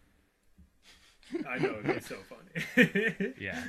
I have some, Oh, what, me? I have No, some no, firearms no. in my home, yes. Okay, so are they in your room, loaded? There, I mean, there is a gun in my room loaded. In the room that I sleep in, and in the room that my office. Are all your guns in your room loaded? I mean, all of the Some of guns your that are in my guns? house are loaded, if that's the question that you're asking me. Not all of my guns are Okay. in my room. In the room that I sleep Are in. any of them closer to a door than they are to your room? Closer to an outside door than they are to my room? Yes. Yeah. Yes. Yeah. Okay. So, like, how much of your time do you worry about someone breaking into your house while you're asleep, stealing one of your guns, and shooting everyone in your house? I mean, like, that's the kind of questions that I feel like you're asking. Well, me. I'll answer. I mean, I'll answer that question. That's totally fine. I have a dog. You know, I have a young dog that barks when someone comes into our yard. You can ask Joe. He's loud as fuck. Plus, I'm in my home, True. and my guns aren't sitting on a table or like, you know, out where someone would know they are. You wouldn't know where my guns were unless you would have to look for the guns in my house. So if someone were to come into my house and the dog didn't wake up and I didn't wake up, which would be wild, then they would have to look through my house to find a gun and then still come into my room. And once they got to my room, then they would have a gun and then I would have a gun. But if they got to my room with one of the guns that was in my house, I would still be in a far better position because I have the gun that you would want in a room fight under my bed. They would be outmatched if they stole a gun and took it into my room. Okay. Sure. Let me rephrase where I was trying to get to with my question. Right, but hold on a sec though. If you're gonna say sure, if someone comes into my house, I have a dog and a gun that's almost in my hand while I'm sleeping. That's not an insignificant difference from a number of other sleeping arrangements that we could have. If we're talking specifically Sure, about the protection. I guess my point is that I'm not sure that my point was clear before, because what I was trying to say is that is there any doubt in your mind that if someone was intent on killing you and your family, that they would be able to succeed at that, should they be intent? Are you talking about a serial killer who like laced my dog's food with drugs and then like, I mean, what are you? I mean, it's possible for me to be killed, surely. But if you were to come to my house in the middle of the night, it would be extremely difficult to get there without me knowing about it and being in a position to stand between my wife and whoever was coming into my house. I mean, it's possible that it could happen. A serial killer could do it, but a normal person couldn't. Not without a lot of preparation. What are you asking me, I guess? I guess my point is that if the whole reason that you have a gun is to protect you and your family against, like, a crazy killer... Not the only reason, but that's one of the reasons. Yeah. Well, so if that's your goal, then I'm not sure that I'm convinced that a gun is actually going to be effective in that, because I'm convinced that if someone is intent on breaking into your house successfully, very quietly, that they would be able to succeed at doing that. And if they can do that, then they can just as easily hurt anyone they want to while they're sleeping. That doesn't seem to be a large jump to me. Are you saying, how are they sneaking into my house, I guess, is my question. There's this, like, a cat prowler. He's got, like... I mean, how is he getting into my house without my dog catching him? That's number one. Is he moving super slow? I don't know what your house looks like. It's just a ranch house. I don't know what your house open looks floor like, but plan the point ranch. is that... Does he like treats? I don't understand. You can't get a treat to my dog from the... I mean, if you were in my yard, my dog would be barking at you. I'm not saying that it's impossible to do it. I'm just saying it's way more difficult. It's not just something that you couldn't just walk into my house. Joe, you've been to my house how many times? A dozen? Could you get in? Can you open the door of your car without my dog alerting me to the fact that you're here? Yeah, I think you guys might be talking past each other. Okay, so well, my only point was there is not an insignificant difference between somebody who can handle a gun and has a gun there's not an insignificant difference between that person and somebody who doesn't have a gun for all the myriad ways that someone might try to enter your home. It's not just like about the same or like what's the difference. Sure. I mean, is that correct? I mean, Cool. That's all I'm saying. And, you know, you can get a gun for pretty cheap, and you can learn to use one for, you know, you can learn to use it pretty easy. Yeah, that's fair. I don't think it's I'm ever with going to you on happen. that. It's not my top. It's not my top reason on the list. Not my top reason on the list. I'm more psyched on your shooting it into the air on 4th. Oh, fuck yeah. That's way more. And I've done that way more times, too, honestly. I mean, yeah. I mean, it's not the argument against that, in my opinion, the argument against that is it's more likely that I'll kill myself on accident or intentionally through suicide with the gun than it is that I'll use the gun to protect my family. I mean, statistically, for it just which I think is the case. yeah, that's I think the argument about using a gun for self-defense. But the number of people who get injured by guns in their home is like a whole lot of that is people who have guns in homes that are not anywhere like mine, where we only have two adults and one of us doesn't drink and the guns are, you know, not sitting out. Yeah. For sure. What's your top reason, Joe? Just the freedom aspect. Oh, okay. I literally don't understand the idea of, like, with guns, I'll entertain the argument because you are affecting someone else often. So, like, that's the point. Like, these guns are being used by person A to person B. But, like, outside of that, my basic point is, like, it has to be a pretty damn good reason for us to say people can't do a thing. Right. And I don't think the numbers from guns is enough of a reason. So I don't like some of the effects for sure. Like I don't like the effect that American police officers have because of guns, like where they have to treat almost everybody as armed when they approach them because that's a possibility. You know, stuff like that is shitty. But you know, yeah, I think that's an important value. I don't know. You know, I think that's one of the values that mattered when we made the country. That doesn't mean it can't change. Like you're saying the freedom to have guns is the value that you think is important. Okay. Yeah. Right. I mean, absolutely everything else you said is on my list. I didn't know if you meant that or the idea that you don't take away something unless you have a good reason. I was just clarifying what you were saying. Sorry. I didn't mean to stop. Yeah, you think that having guns is an important value for our country. And it wasn't a foundational one. Yeah, and don't take away shit if you don't need to. And I don't know. I'm not. I don't. Anyway, enough of that. It's getting close to the toin. We didn't really talk about why liberals suck. I did. Well, you gave one thing. That they're bitches. That's the only thing. Everything else is totally dope. They're trying to give everybody health care. They're trying to fucking feed the poor. What's not to like about those dudes? They want everybody to have weed. I mean, they're like the perfect fucking people. They have sex a lot.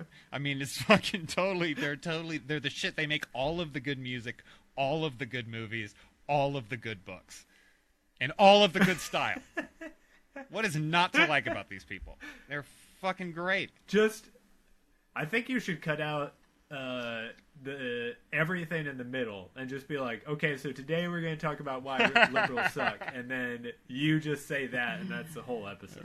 Great people, but they're bitches. Anywho, next week is that's roughly the end of the episode. Next week is Tuesday, right? Yeah. Let's in the future try to say bye or something before we do that, and I gotta cut that old shit out, and we're out of fucking rhythm, and I'm gonna have to come up with some clever way to do it. Well, I haven't stopped yet, so we can be like, hey man, it was good to talk to you today, Trey, and I appreciate your viewpoints on gun control.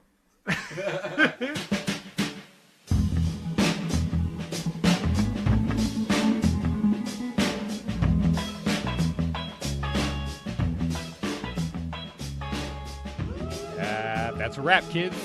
Another week, another show. What can we say? Really appreciate you guys listening. We honestly, we have some ego thing, some issues that we're not really working on, but we know that they're there, and we know that when other people listen to our voice, we feel good. So you're making us feel good. That should make you feel good. It's all positive. We super appreciate it. If you want to be involved in the conversation, get this two-way street. Find us on the internet everywhere at A Strong Disagree. You know how to do it. Between now and next week, have fun with yourself. Enjoy the weather, enjoy money, enjoy food, enjoy love, enjoy everything that you have, and help others to do the same. For now, we're going to leave you with the band Floating Action and some good vibes.